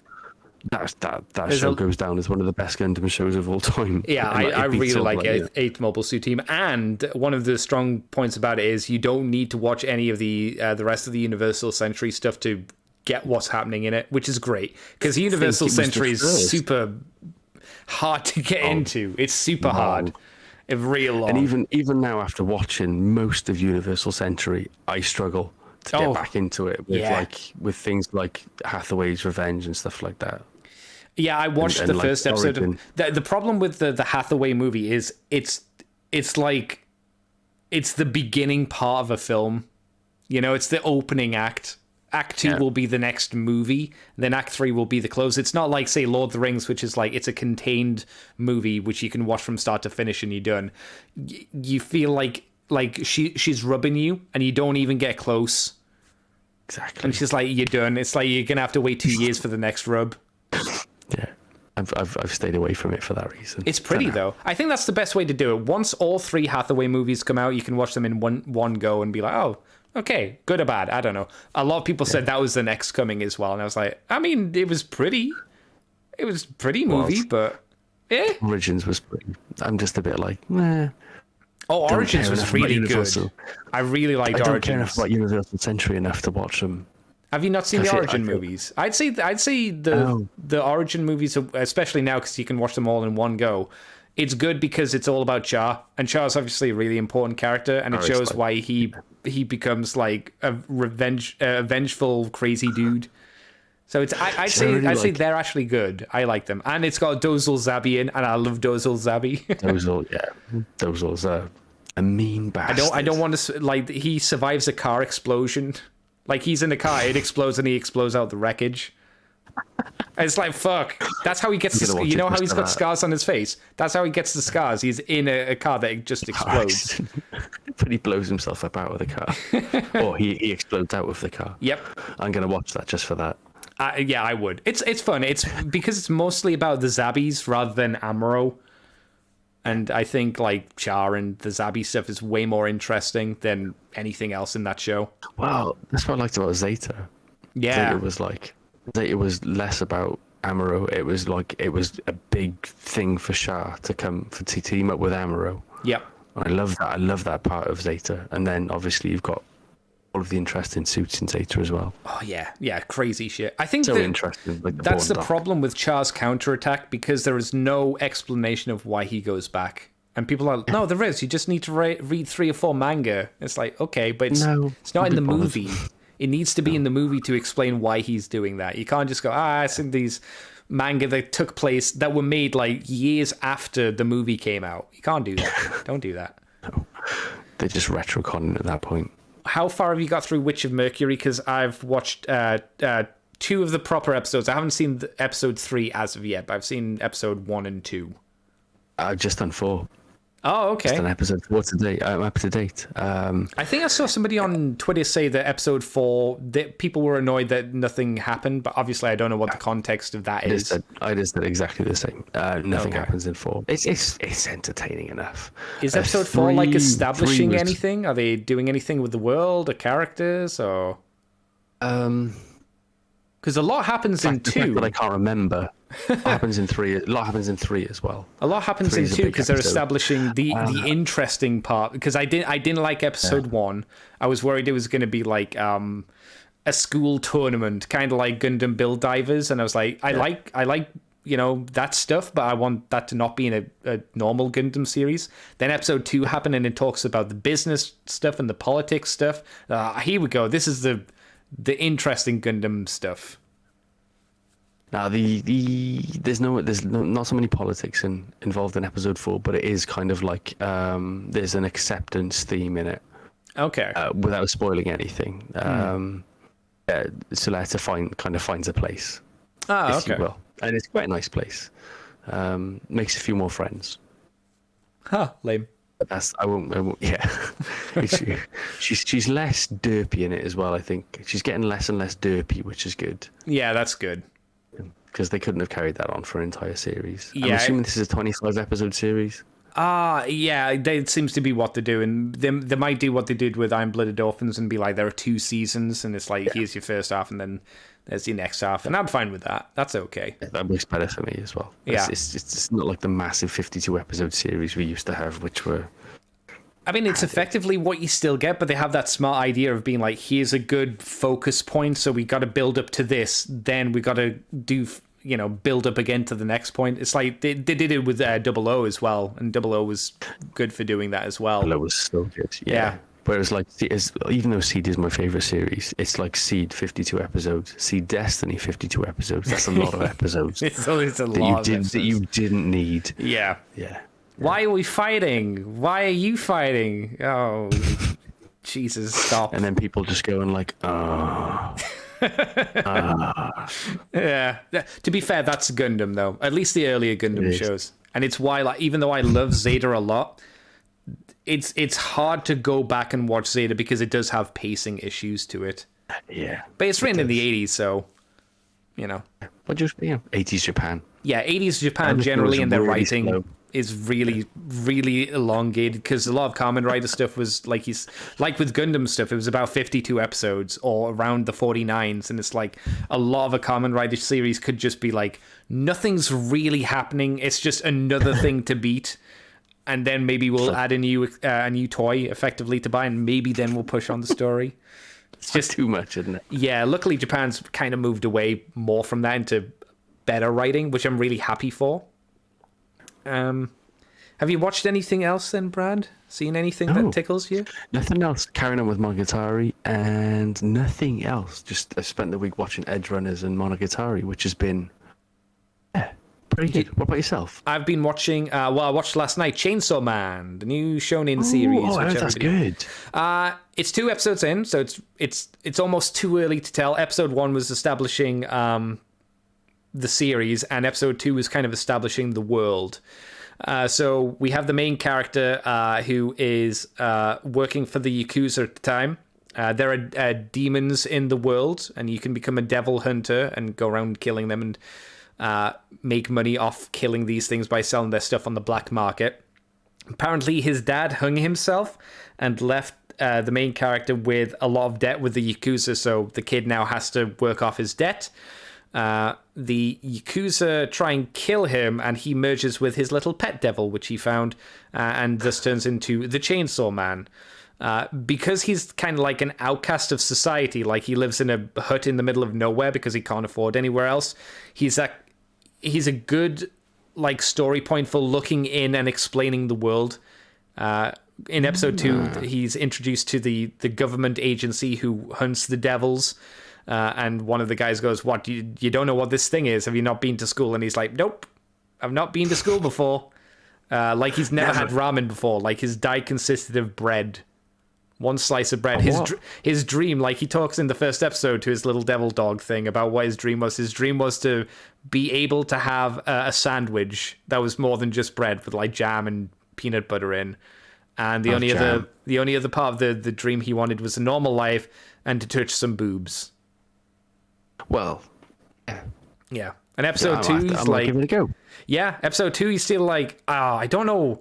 Like the guy who doesn't like me too much in this company, you know, he's got something to work for. The police officers are out there protecting their families.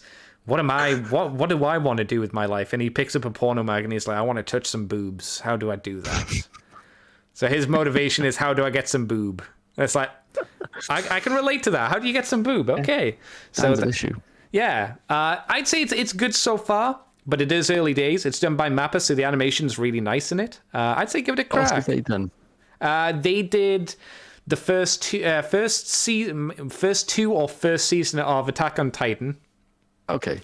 Oh fuck! What else? I think they did The Great Pretender, which I stopped watching because I didn't like the story. They've done a lot of high-end animation stuff. I just can't remember the rest of them off the top of my head. I'd say give it a try, but it is early going as of yet. It'll probably be 20-odd episodes as you go.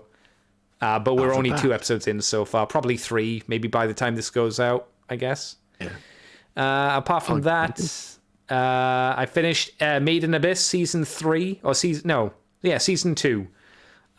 It had a massive gap between episodes 11 and 12 for whatever reason. Sad ending, as usual, but the journey persists. I don't think it's as good as the movie, which was really interesting. But as usual, Made in Abyss is not made for people of the faint of heart. Do you know Made in Abyss? I don't. I've never seen it. Young children going down into a giant crater in the earth, and it's one of those things that as the further you go down, you can't go up.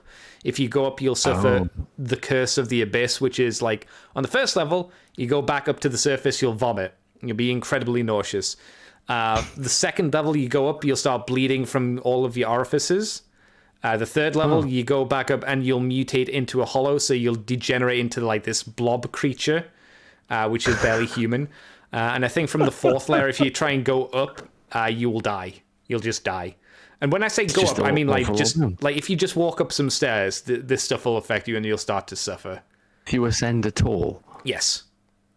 Oh, that's rough. It is, yes. And this is a very hostile environment where there are a lot of aggressive organisms down there. And they're just 2 young kids who are going down there because the main girl wants to find a mum. It's a really good show, but it is a harrowing journey. And a lot of people can't handle this stuff because it's not one of those things where like, the kids get away because they're kids. No, the kids get hurt. Ooh. The kids get hurt. But it brings up some really interesting ideas as it goes, like story kind of themes and whatnot. I recommend it, but I realize it's not something that everybody can handle. Might watch a trailer first. Yeah, it's got an interesting style. Don't be put off by perhaps what you think is, this looks kiddie. It's like, it's not.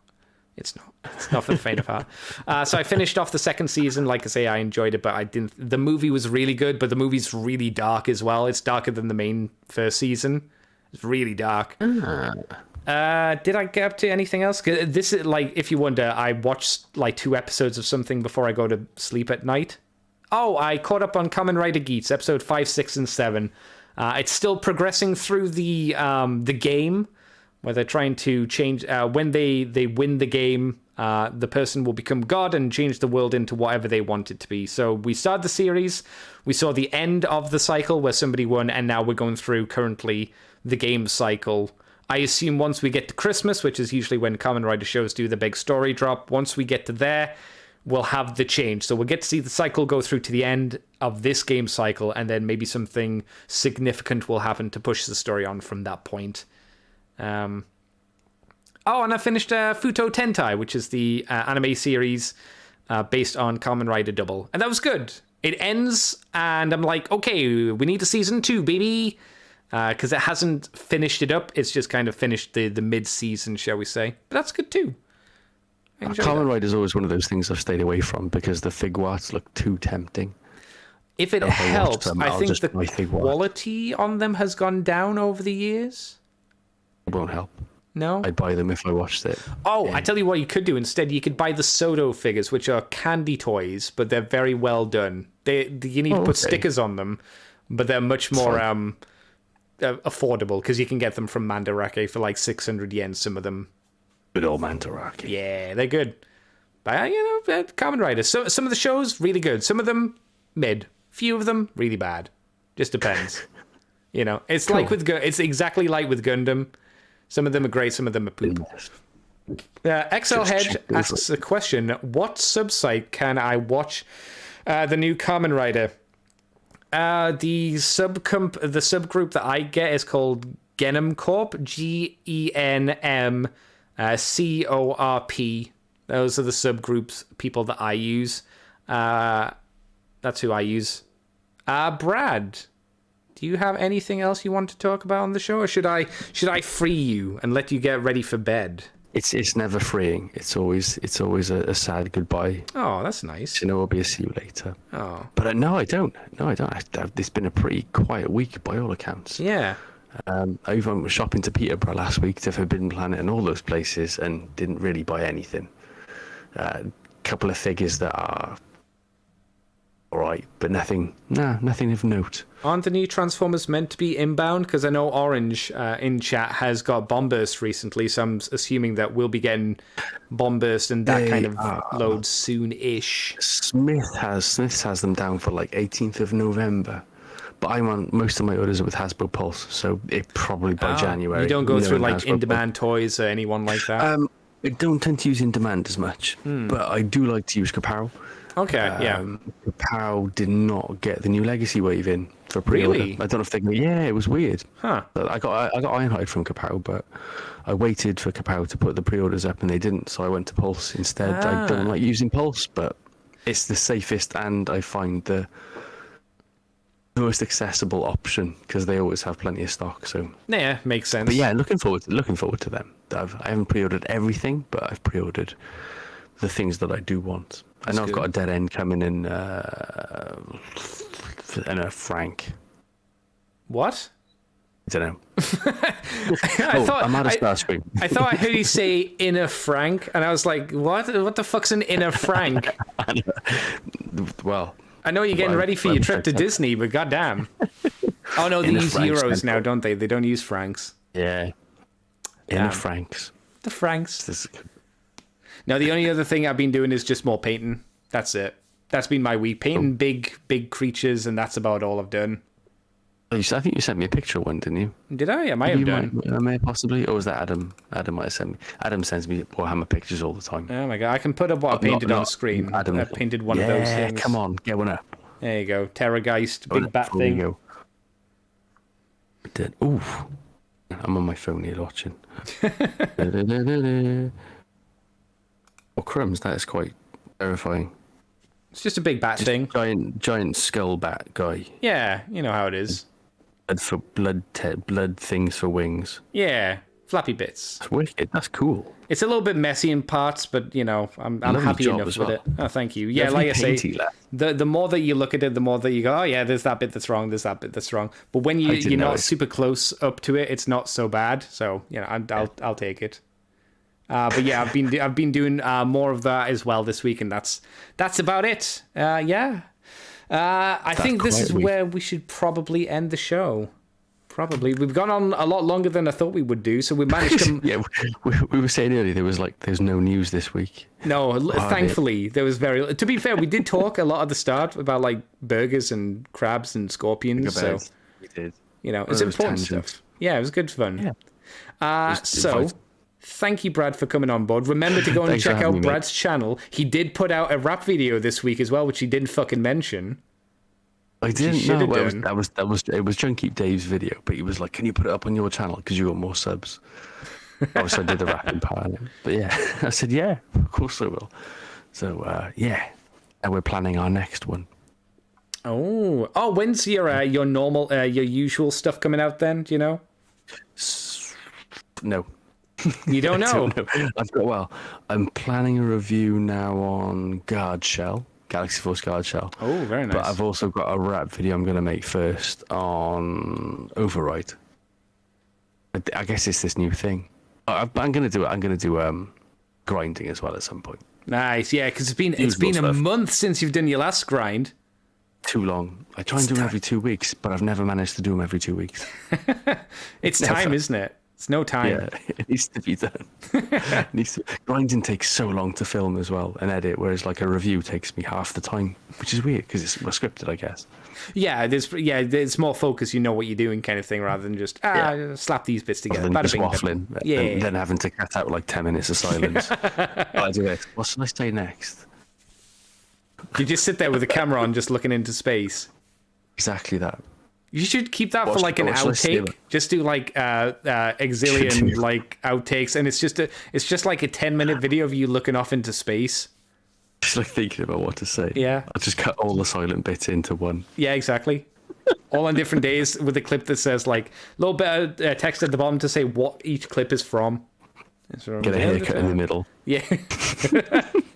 Right, we'll end the show here. Thank you, Brad, for coming on by, and thank you, chat, for streaming with us today. Remember, we'll be streaming on YouTube and on Twitch next week again at 8 o'clock-ish, maybe just after UK time.